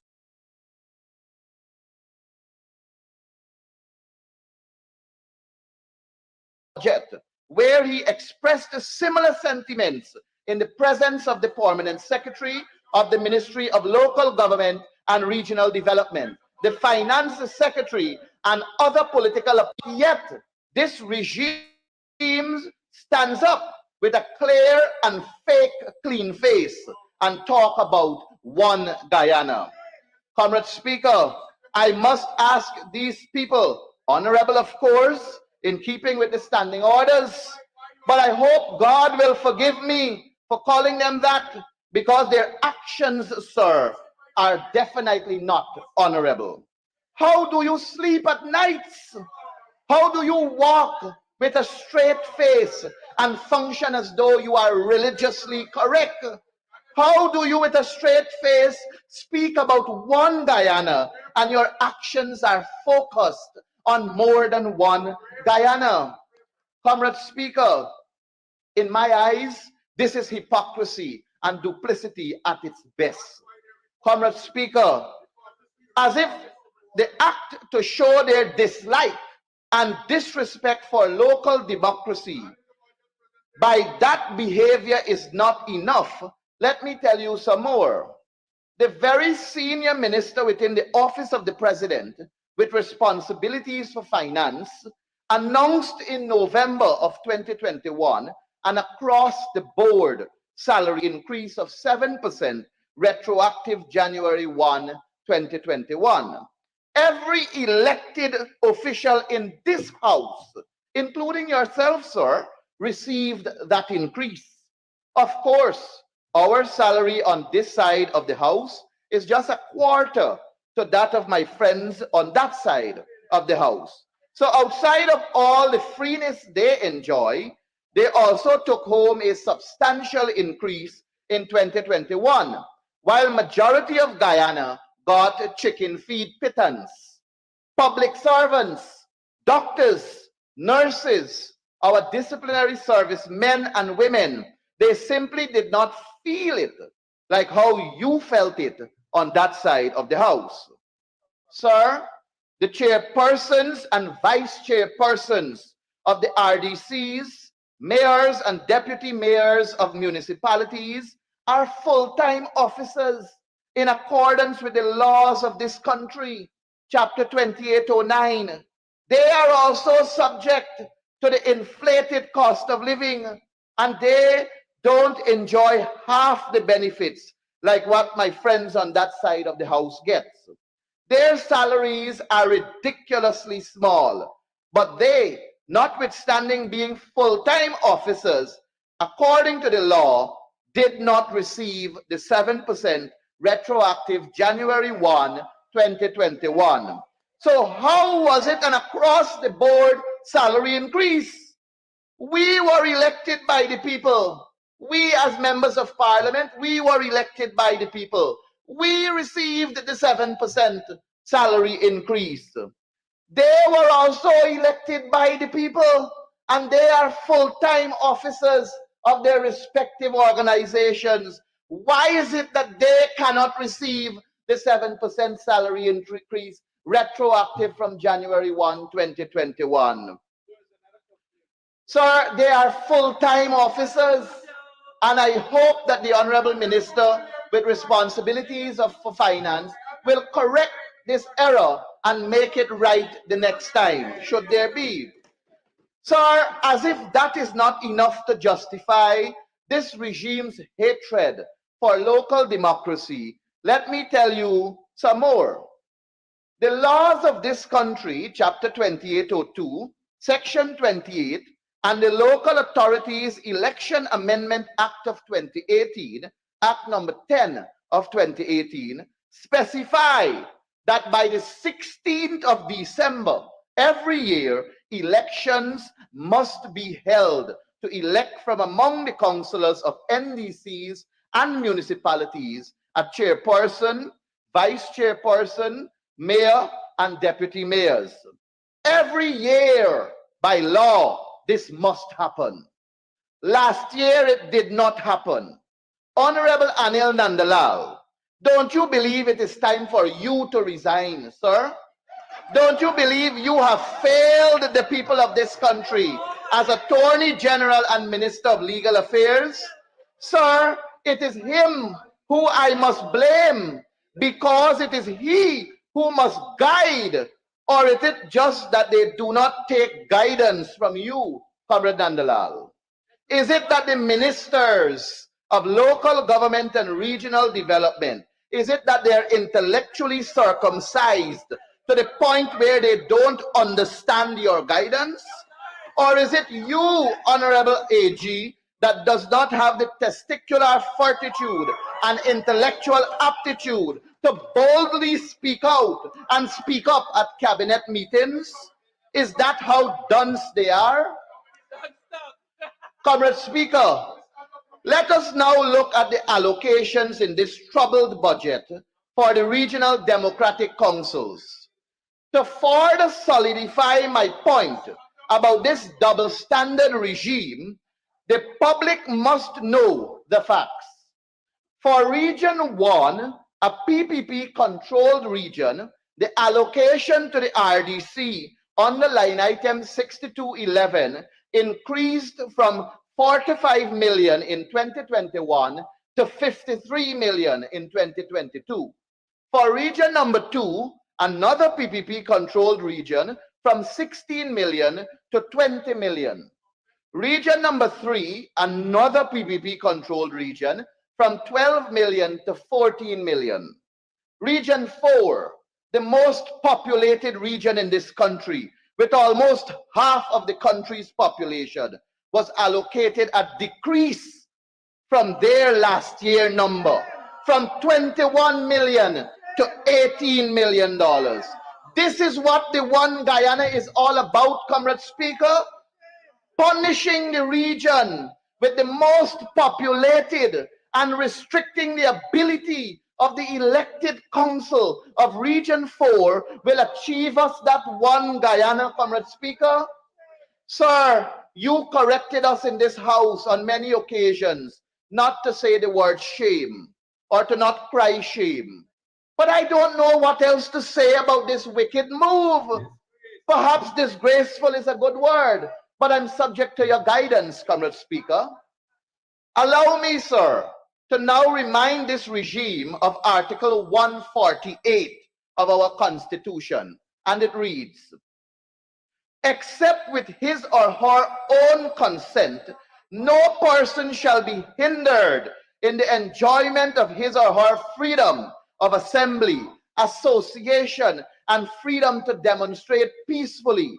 That to say, his or her right to assemble freely, to demonstrate peacefully, and to associate with other persons, and in particular, to form or belong to political parties, trade unions, or other associations for the protection of his or her interests. That is what the law of this country says, sir. But ostracizing the people of this country, who in keeping with the Constitution of Guyana, decided to express their right not to associate themselves with the PPP, is the definition of working towards one Guyana in the eyes of the People's Progressive Party. Sir, I cannot say shame. I cannot say that. It is your guidance, but I don't know what else to say. I really don't. You actually said the word twice, and I'm asking it to be expunged, and be careful, because if you go one more time, I'll have to use guillotine. Thank you, Comrade. You know I always salute your guidance. But you just disobeyed it. Double standard, dictatorial, devious, diabolical, dangerous, and because they don't care is what is fitting to describe, in accordance with parliamentary acceptable terms, this regime's behavior towards the people of this country. Sir, outside of this honorable house, I will use some more colorful words, and if we should ever meet, you will hear them. Sir, Article 71 to 78 of our Constitution speaks to local democracy and the importance of local democratic organs. NDCs and municipalities are elected by the people in their respective communities, and basic services are provided to communities from these authorities. Sir, under Agency 13, Ministry of Local Government and Regional Development, Program 134, Local Government Development, line item 6312, subvention to local authorities, the figure has moved from $207,894,000 to $0 in 2022. I did take note of the fact that capital subvention has increased from 551 million to 714 million. But the practice over the last years was one of dictatorship, where the NDCs were instructed to spend their subventions on streetlights and crush and run. It was like a racket, sir. One of the streetlights costed the taxpayers $35,000 in total, and your cell phone light is brighter than the light that was erected. We are talking about one Guyana, sir. A Guyana where the installed cabal violates the Constitution, victimizes the elected officials of the RDCs, NDCs, and municipalities, and vilifies the people who stand up against their notorious behavior. That is the one Guyana this regime is talking about. What we have is a local government agenda that is in reverse. There is no provision in the budget that the senior minister in the office of the president with responsibilities for finance who spent more than 5 hours presenting for strengthening local governance and local government. Absolutely no proper consideration. No money for local government elections. Note, sir, whenever the PPP is in government, they have a strong track record of denying Guyanese their right to local governance. There is no money to support LDO's development. A lot for infrastructure, but there is zero for strengthening the system of local government. that will alleviate the need for episodic stunts like the current cleanup gimmick unfolding in our communities. Comrade Speaker, condemning this regime's behavior is absolutely necessary, for I cannot, as a right-thinking Guyanese, allow my country to fall to the wayside without a fight. But equally so, I must let my hard-working Guyanese population know of what are our recommendations to this hard-ears bunch of dictators. In the fastest growing economy in the world, we in the APNU AFC are calling on the installed regime to increase income tax threshold to anywhere between $100,000 to $125,000 now. Having it at a meager $75,000 is a because we don't care approach. The poor and the vulnerable are the ones that must be considered in Budget 2022. Better assistance to our senior citizens who toiled in the soil for a Guyana in which we live today must also be properly catered for. And to this end, we call on the regime to increase old age pension immediately to anywhere between $35,000 to $50,000 now. Increase the public assistance for the vulnerable to $40,000 now. We got IL money, use it wisely. Guyana must be lifted out of the nightmare it is currently in, and putting the resources where it is badly needed must be a priority. Enhancement of all the technical and vocational training centers across the country is desperately needed. Our vulnerable young people must be catered for, and in doing so, we call on the regime to invest heavily in technical education and the technical institutions of this country. Respect the local democratic organs. Stop the dictatorial communication via WhatsApp and allow the elected officials to function, Comrade Nigel Dharamlal. Allow the NDCs to spend their subvention on what the communities need and not what the two zealot ministers believe it should be spent on. Comrade Speaker, this budget has a great focus on agriculture and infrastructure, which is good on paper, but the corruption that faces these two sectors will cause you to cry. A number of farmers, Honorable Zulfikar, are still awaiting their cash grant relief in the public works, and I gave you a name already. Honorable Zulfikar Mustafa, I gave you a name that you have not addressed to this day. In the public works arena, word on the ground is that the drawback is high. The drawback is high, Honorable Indar. The people whose bread are well buttered are the ones who will praise this budget. The people who don't have to worry as to where their next meal is coming from, they will praise this budget. The people who have drivers and drive around this country on fuel paid for by taxpayers will praise this budget. The people who have their own personal security will praise this budget. The people who don't have to buy a $500 phone card or line up at a bus park awaiting public transportation in this COVID pandemic, they will praise this budget. Show me where is it in this budget? Consideration, and I dare say meaningful consideration was given to the poor and vulnerable. Comrade Speaker, local government election is overdue. It is a constitutional requirement. Was there any mention of local government elections in this budget presentation? To my recollection, the answer is a resounding no. This regime is not focused on upholding and ensuring the holding of local government elections. And the only reason is because they are afraid of the APNU AFC coalition. If If anyone wishes to get an A grade in the course PLT 111, Public Legal Thievery, all you have to do is go down to Rob Street, the building just before Wellington Street, painted in red, yellow, and black on your left-hand side, and ask for a membership card. And if you should ever get lost, just ask the people around there, where is the home of the Natural Resource Fund thieves?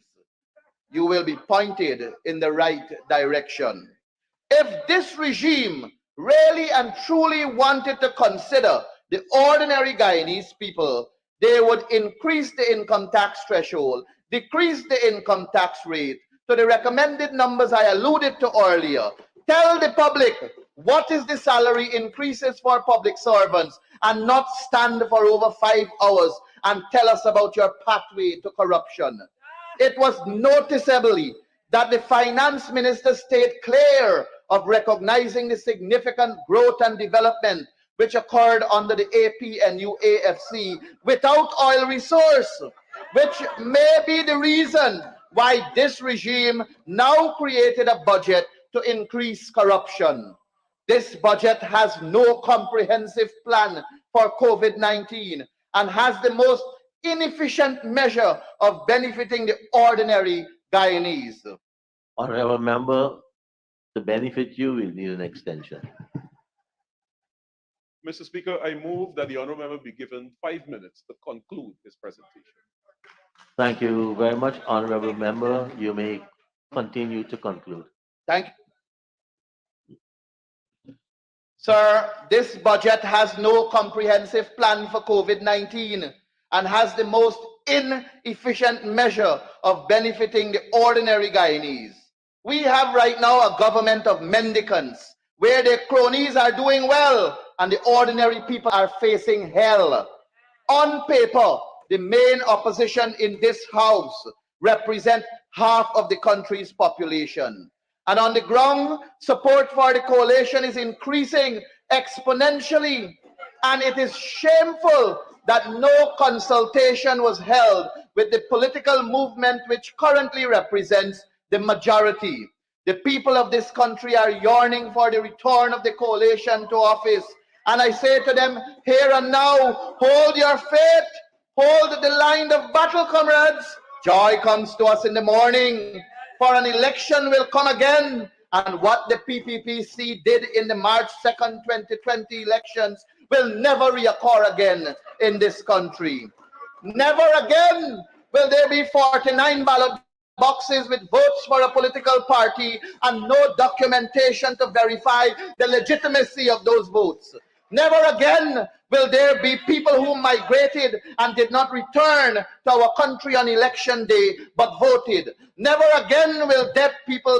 Honorable members, I think you need to provide a proof of that.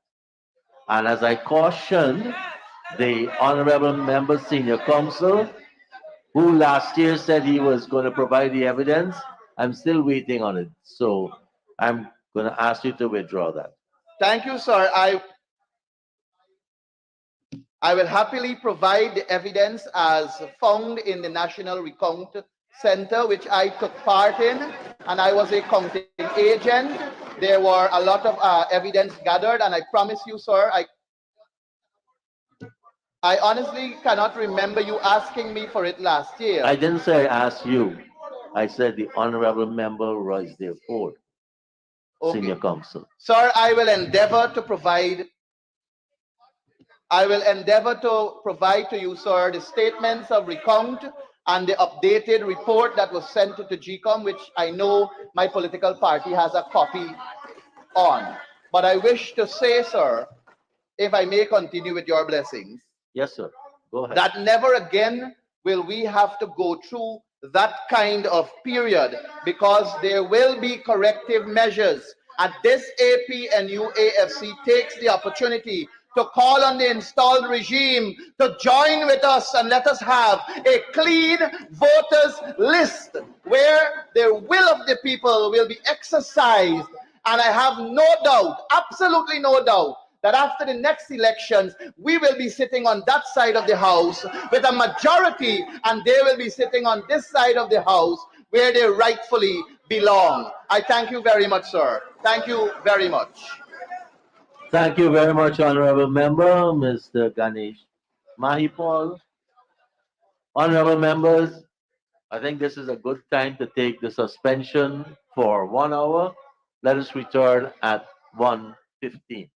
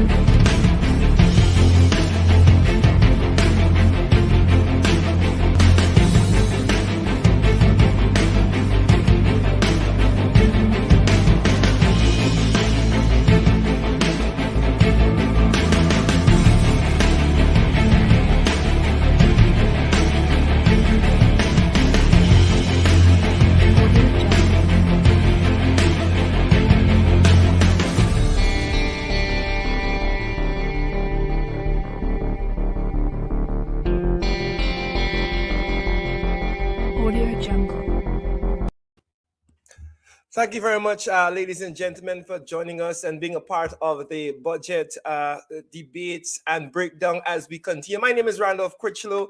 We've heard quite a bit there. We heard from our two MPs. We heard from Ganesh Mahipal just now. Of course, we did hear from the Honorable Member Amanzo Walton Desir earlier today. Folks, if you are now joining us, we are going to be breaking down what is happening with the budget. We're going to get some reactions. We're hopefully going to get Ganesh Mahipal and Amanzo Walton Desir to join us as the suspension.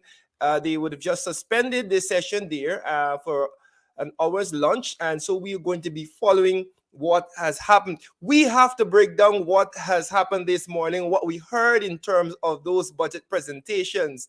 Of course, if you were listening just before Ganesh Mahipal, you saw the Minister of Labor, Mr. Joseph Hamilton. And, I want to get to MP Amanzo and, of course, MP Mahipal to kind of rebut some of the things that he said. And I know Ganesh did a fairly good job at the beginning of his presentation in rebutting some of the things that Mr. Hamilton will have said. But we want to go a little further into that, folks. If you're now joining us, we ask you, of course, you share the live stream. After we get the reactions from the MP, we're going to take a break, and we'll be back after the lunch session, where we'll continue to break down all that is happening on the this first day of budget debate, so to speak. We had the presentation of the budget, of course, the largest budget in our country's history, of course, buttressed by the oil production, the direct drawing of oil funds. Of course, a lot more can be done for the country when you have those oil resources and oil funds that you can draw on to add to the budget. I want to talk to Ganesh Mahipal, of course, because we are very interested in what is happening in local government. Ganesh, of course, is the Shadow Minister of Local Government and Development. He spoke to some issues that were happening at the regional level, especially at Region Number 4. We saw budgetary increases in this year's budget for Region 1, controlled by the PPP, Region 2, controlled by the PPP, Region 3, controlled by the PPP. And of course, in Region Number 4, which is controlled by the APNU AFC, we saw a reduction from $21 million to $18 million in the budget. And of course, this Region Number 4, that most of Guyanese reside in, the most populous region, of course, is controlled by the APNU AFC. And why would you decrease the budgetary allocation for that region, which will be the region that will see a greatest percentage of development in terms of business investment because of oil? So we have a lot of things happening in this region, and you at the same time, you're trying to stymie that progress because the region is controlled by the APNU AFC. We're going to talk to the Honorable Amanzo Walton Desir, of course, who is the Shadow Minister of Foreign Affairs. And of course, in her presentation, she spoke to a number of issues affecting our foreign relations. I think we have the beautiful Amanza Wharton is here. Amanza, thank you very much for joining us. You look very regal today. Randy, how are you? I am Thank great. you. I am great. I'm great. I mean, I'm listening to the budget presentations. I'm taking copious notes on my end here, and I want Mhm. Guyanese people to have a better understanding of what this government really represents and what this budget represents for them. But before we go into that, the actual nitty-gritty of the budget, I want to invite you to expound on some of the foreign relations issues that you broached in your presentation. Amanza. Well, I think the central theme of the presentation was the fact that the PPPC really they do not care about the poor and working class Guyanese. Yeah. The manner in which they have allocated the resources is just a clear indication of where their heart is. Like I said, show me where you spend your money, and I will show Yes. you what you value and what your values are. And the PPPC has clearly demonstrated that they value things above the Guyanese people. Yeah. The numbers don't lie. The numbers always tell the story. One and one always makes two. Yeah. And You know, so I'm happy you said that the numbers don't lie, but unfortunately, a man's a country where the perusal of those numbers is not something that the average Guyanese is willing to or even have time to do. And I'm happy that we're here to actually present to them and show them, look, this is where these people are spending their monies, and they may come to you, and I term it the one Guyana fallacy that they're presenting. But the average person, as you said, do not really benefit from the measures in this budget. the reality is that they don't. The reality is that they don't. The measures are designed to help big businesses, and the government clearly hopes that this will trickle down. And like I said on the floor, the world over understands that trickle down economics, it doesn't work. A government that cares about its people will ensure that as far as is possible, they give direct transfers, they give direct relief and robust relief Yeah. to the people. I mean, if you care about the people, this is what you will do. Instead, what we have seen is a massive amount of money allocated to capital expenditure to fix roads and bridges. What we see is, based on the World Bank statistics, that 41% of that, among some 89 billion, will be wasted because of corruption. Now, can you imagine what could be done with half of that $89 billion to change the lives of Guyanese who need it the most? But I suspect what Yeah. you will see, Randy, is that the PPP, because they view Guyanese only as pawns in their game, Mhm. you will see them beginning to dole out relief closer to an election, because they think that the Guyanese people have short memories. But we will remind the Guyanese people that when they needed relief the most, that this government did not come true for them. Yeah. And so Guyanese should not be hoodwinked. They should not be hoodwinked. Even the 25 billion in measures that they're boasting about is not distributed in a manner that would bring relief to the poor and working class. What happened to the poor and working class? We have shown, Randy, how with 6.5% of this budget, $36 billion, 6.5% of this budget, that we can bring immediate relief, tangible relief to Guyanese, that we can increase the child care grants that the government is giving. We can increase old age pension. We can increase the income tax threshold. We can pay our health care workers, the frontline workers, a 250,000 bonus. We have shown exactly how immediate relief could be brought for 11,000 students by way of free tuition at the University of Guyana. We have shown it. And the fact is that the PPPC does not have an answer. I noticed that Joe Hamilton, in his rebuttal, could only muster ad hominem attacks. Yeah, yeah. But that is what And I happened. want to get to that because, yeah, I The know. man, the man Let me can't get to help that. himself. He is one of the most atrabilious people I've ever met. He can't help himself. Wow, He wow. he simply attacks people personally because he has no substance. They have no answers for what we have put forward. They have no answers.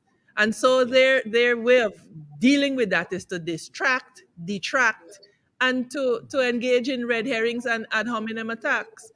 But the reality remains that they still have not done anything of substance for the people of Guyana. Yeah, I note before I get into the point I wanted, the next point, Joe Hamilton would have started by saying that the corrupt will come and talk to us about corruption. I am surprised that the word corruption is even used by anybody from the PVP government. Being of course the most corrupt government that we ever had, and Well, he is the calling it. PPPC has mastered the art of projection. And generally what they accuse people of is what they themselves are guilty of. So I don't take them seriously. I don't. Yeah. Now, Amanso, you said a number of billions of dollars are going to develop roads and bridges and things. And I want to make it clear, there's nothing wrong with that sort of development. But I take it that should not be the only thing that you're focusing on. And is this what you're saying? Because people might be sitting at home saying, okay, what is wrong? We need better roads and we need better bridges. Your response?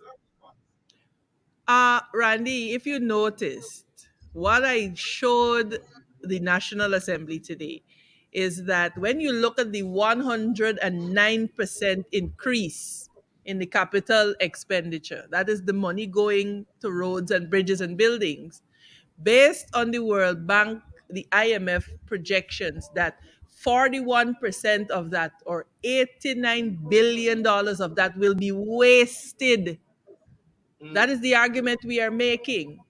So we're not saying don't build roads, bridges, and so forth and so on. What we are saying, and what I said on the floor of the National Assembly, is that if the government is serious, they will take steps to minimize that efficiency gap and minimize the wastage. And from what we would have saved, reallocate it to that. Yeah, So before definitely. people come to those conclusions, they must sit and understand what is being said. Because the PPP, they've mastered the art of propaganda, and soon you can hear, oh, we're saying don't build roads and bridges. You know what strikes me, Randy, is the hypocrisy of the PPPC. When the coalition government, without oil revenues, managed to raise the standard of living, raise emoluments, raise the minimum wage for public servants. Without oil money, we were able to do this. Yes. And we were able to still execute a massive infrastructure program. You know what the PPPC itself went out and telling people, you can't eat road and bridges. Right. And now their budget And is so focused now on that. they have solely focused on that. So their hypocrisy, I have no patience with it. I have no patience with the hypocrisy. The Yeah. people of Guyana must understand that better is possible. The coalition was able to deliver that quality of life without oil money. This is a government that has access to 120 something billion Guyana dollars, having raided the Natural Resources Fund. And you mean to tell me that with all of that money, they cannot deliver tangible relief to the Guyanese people? We big, but we not stupid. Yeah. Especially in light that they're touting that we're the third fastest growing economy and all manner of fancy numbers you're hearing. The third The average fastest growing economy, Randy, the woman and the man in the street isn't feeling that. People go there and they tell you, Ashley Singh in his budget speech says, oh, the president has cautioned that they must not be a rich nation of poor people. Well, the president should fire him because that is exactly what he has set about creating.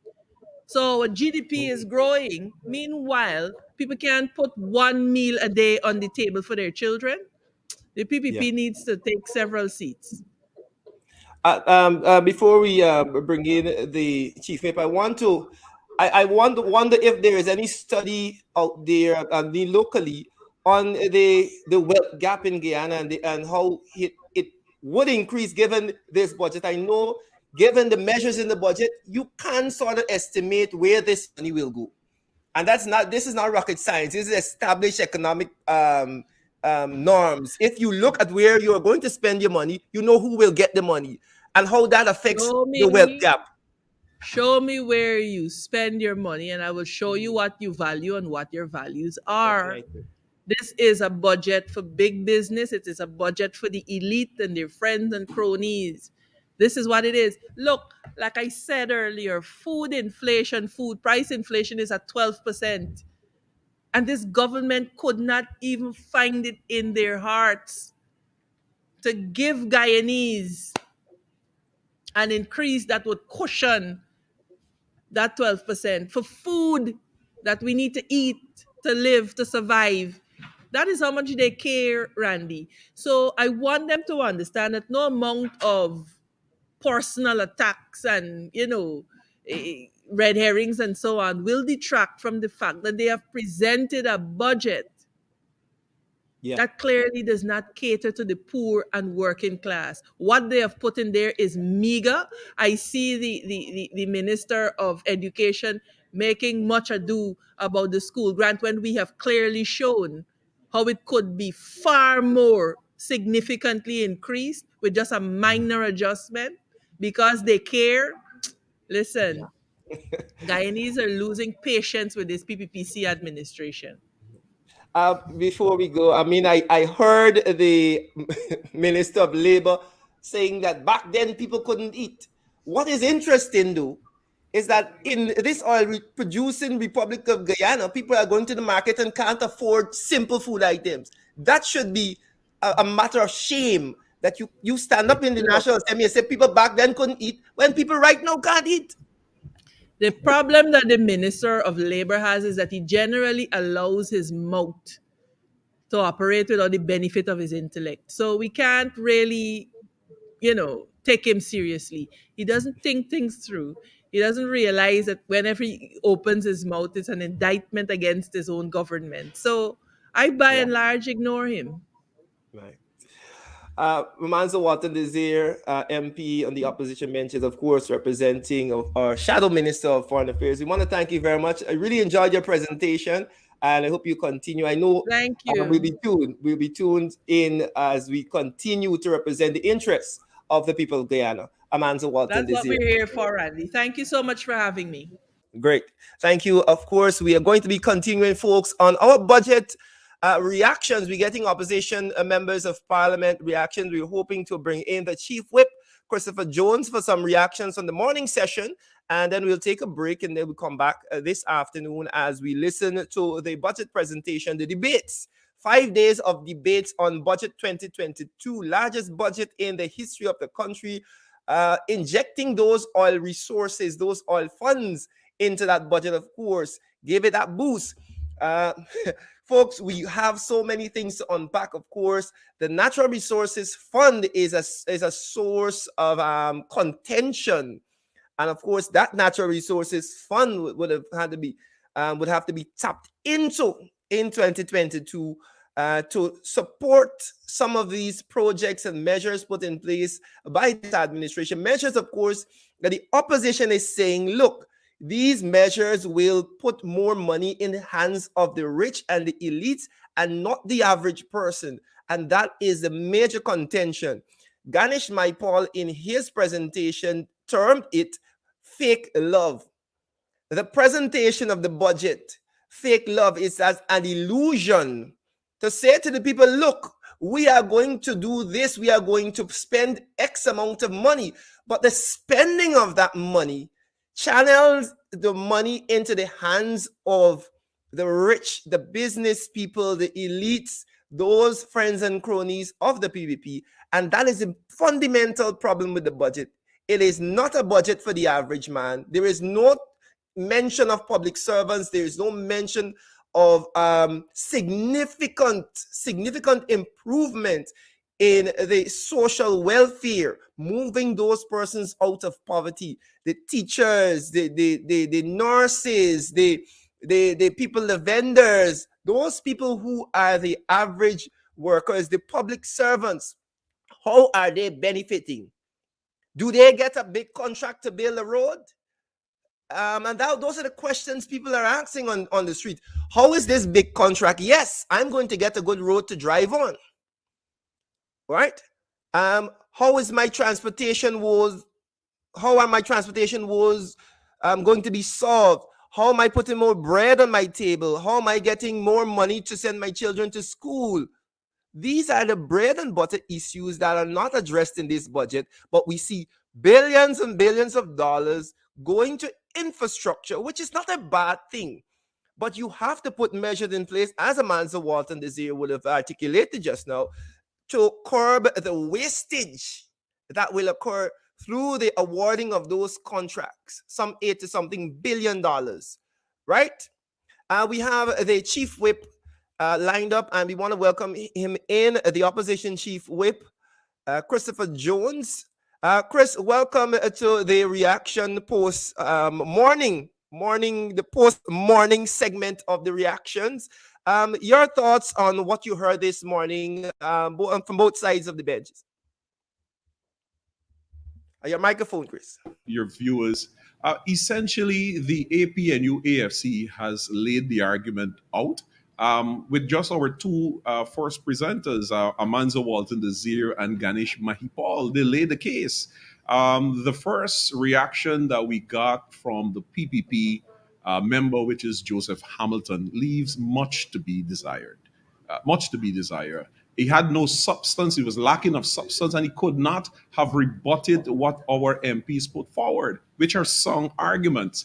We've made the point from the night of the budget reading that the budget with $500+ billion, the largest budget ever in an oil-producing country, what does that mean to the average Guyanese? It means that the public servants, the minibus driver, the conductor, the taxi driver, the housewife, and so forth, still have to go about their normal day transaction as per normal, because the budget essentially has nothing in there for them.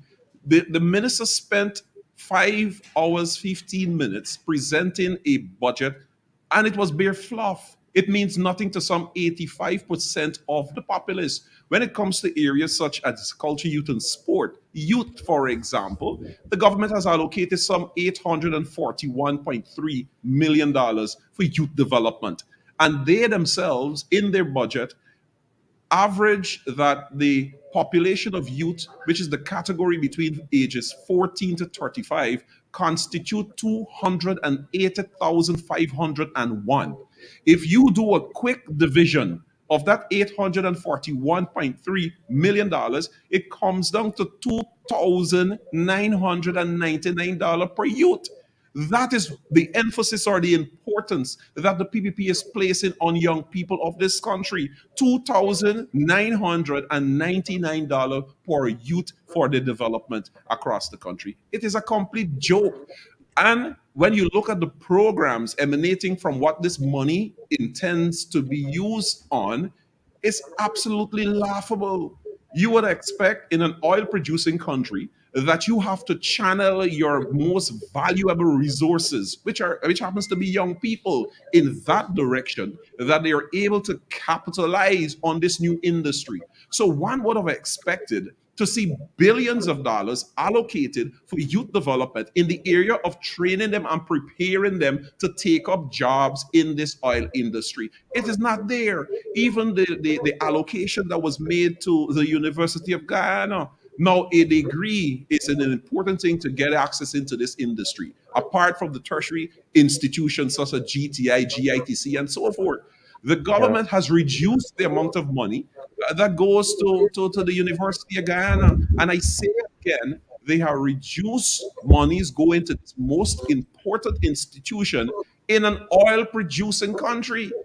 It is the same People's Progressive Party civic that we saw during the elections campaign on lamp poles across the length and breadth of this country. We saw scrolls which spoke about public servants would receive 50% increases in their wages and salaries. We Yep. saw on those lamp poles that the University of Guyana will be free.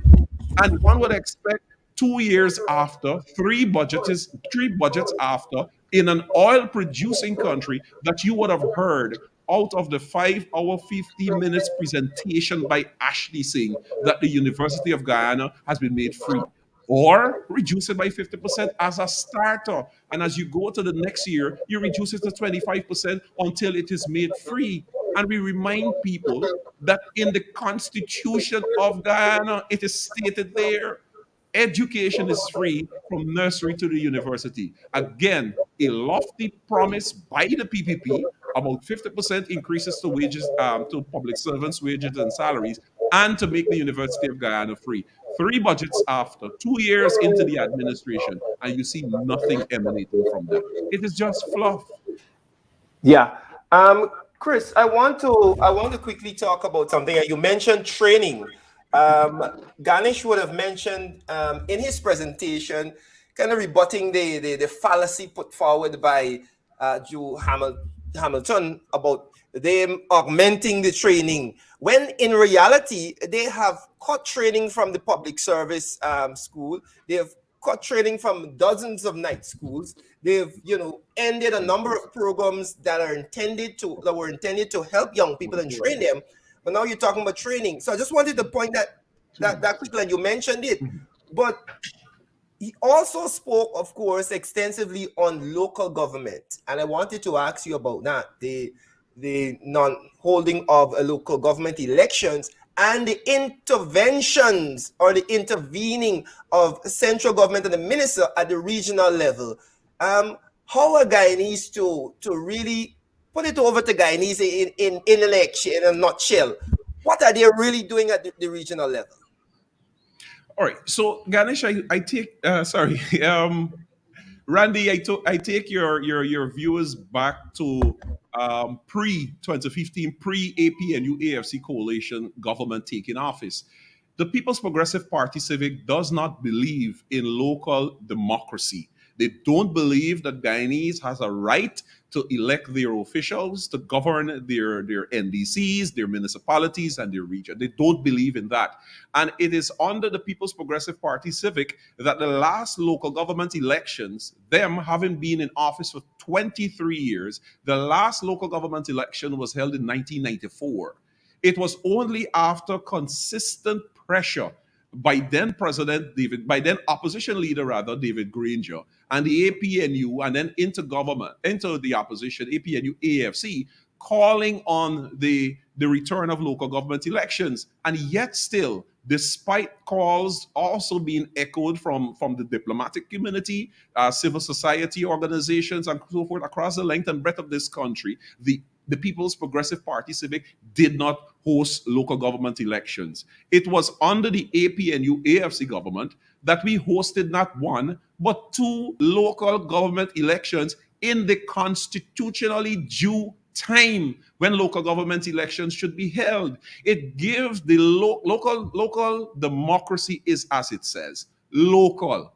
It speaks specifically about a person who resides on a street, that you are speaking to matters concerning that immediate street in front of your home, about the drain or the canal in front of your home, about the street lights erected on your street, about the burial ground in your community have to be kept clean, about the play fields for your young people to be maintained. That is how local democracy is, and how important it is as well, is that it gives the ordinary citizen in their respective community that right to identify the person who will carry the message about development of your immediate area. The People's Progressive Party civic does not believe in democracy. And that is why when it comes to local government election, they will not give the average Guyanese that right to so choose who you want and what development you want. Because the PPP believe that the minister, as in the case that is currently obtained with Nigel Darmalal, could sit in Kingston, and there is currently a WhatsApp group of which all of the PPP councillors for the NDCs and the municipalities across this country, they are part of. And Nigel Darmalal sits in Kingston and directs the show of every NDC and every municipality. When the councillors, after meeting, and they would have decided that the priority in villages 1, 2, and 3 are roads, drainage, street lights. And they channel the resources, or they recommend that the resources for that goes specifically to these targeted programs. Nigel Darmalal, the minister, sits in Kingston, and via WhatsApp, he amends and changed that. So when you talk about dictatorship, this is what we see. This is what is happening. Dictatorship in terms of the local democracy that has thus far been taken away from the Guyanese people. It is red flag. It is sounding the alarm. And I'm surprised that many of those organizations, inclusive of the Bar Association, inclusive of the chambers of commerce in the respective regions, have not uttered one single word, have said nothing. And this is the right, the democracy in this country that is being trampled upon. But they find time to make statements and pronouncements and issue press releases on every other thing under the sun, except matters that directly affects the citizenry of this country. Thanks, Chris. And I want to tackle one final thing before you go.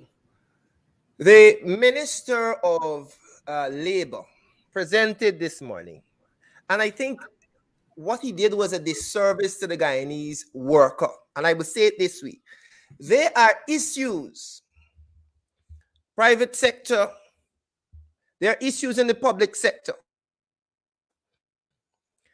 There are issues with employers mistreating workers on those stores on Regent Street or wherever. There are issues, labor issues in the mining districts. There are labor issues all over this country. And this Minister of Labor decided that he would spend the majority of his time talking about yard fowl and headless chicken. I find it as a disservice to the Guyanese worker who, of course, looking to the minister to say, okay, what are you going to talk to us about? But the problem is, Chris, and I take it this might be the problem, that the minister really had nothing to look to in the budget that spoke to improvements in labor, so he had to come and fluff. Your thoughts before we go. No, but you hit the nail on the head. You've hit the nail on the head, Randy. Indeed, in budget 2022, there is no substance that any particular minister can say as a result of this government, this is what we have. There is no substance there. And case in point, what we saw as a response from a minister of a most critical ministry, the Minister of Labor, and for him to spend almost half of his time allocated to him to speak about everything under the sun, it is nothing new, because we would have seen last year as well several other ministers doing the exact same thing. They talked about the elections of 2020 and the fact that Mingo and GCOM and everything other, but no policy position as it relates to their ministry, nothing of substance. And that is exactly what played out with Joe Hamilton. Now, I want to say this to your viewers. It was not by accident that Joseph Hamilton was strategically placed immediately after our first presenter, which happens to be Amanzo Walton Desir.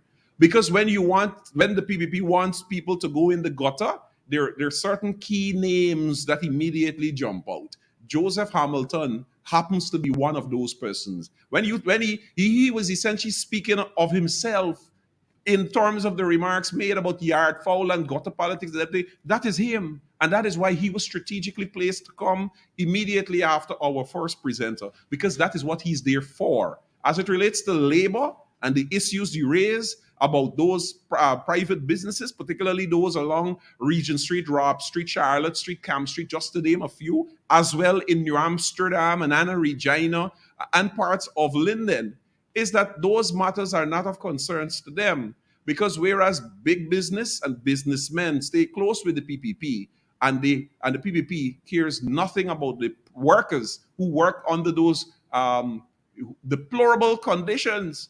you have persons who work there take home minimum $4,000 per week as a sales clerk or a band clerk or a porter at many of those in many of those stores in those places that I mentioned. And those are the matters that Joseph Hamilton should have been going after.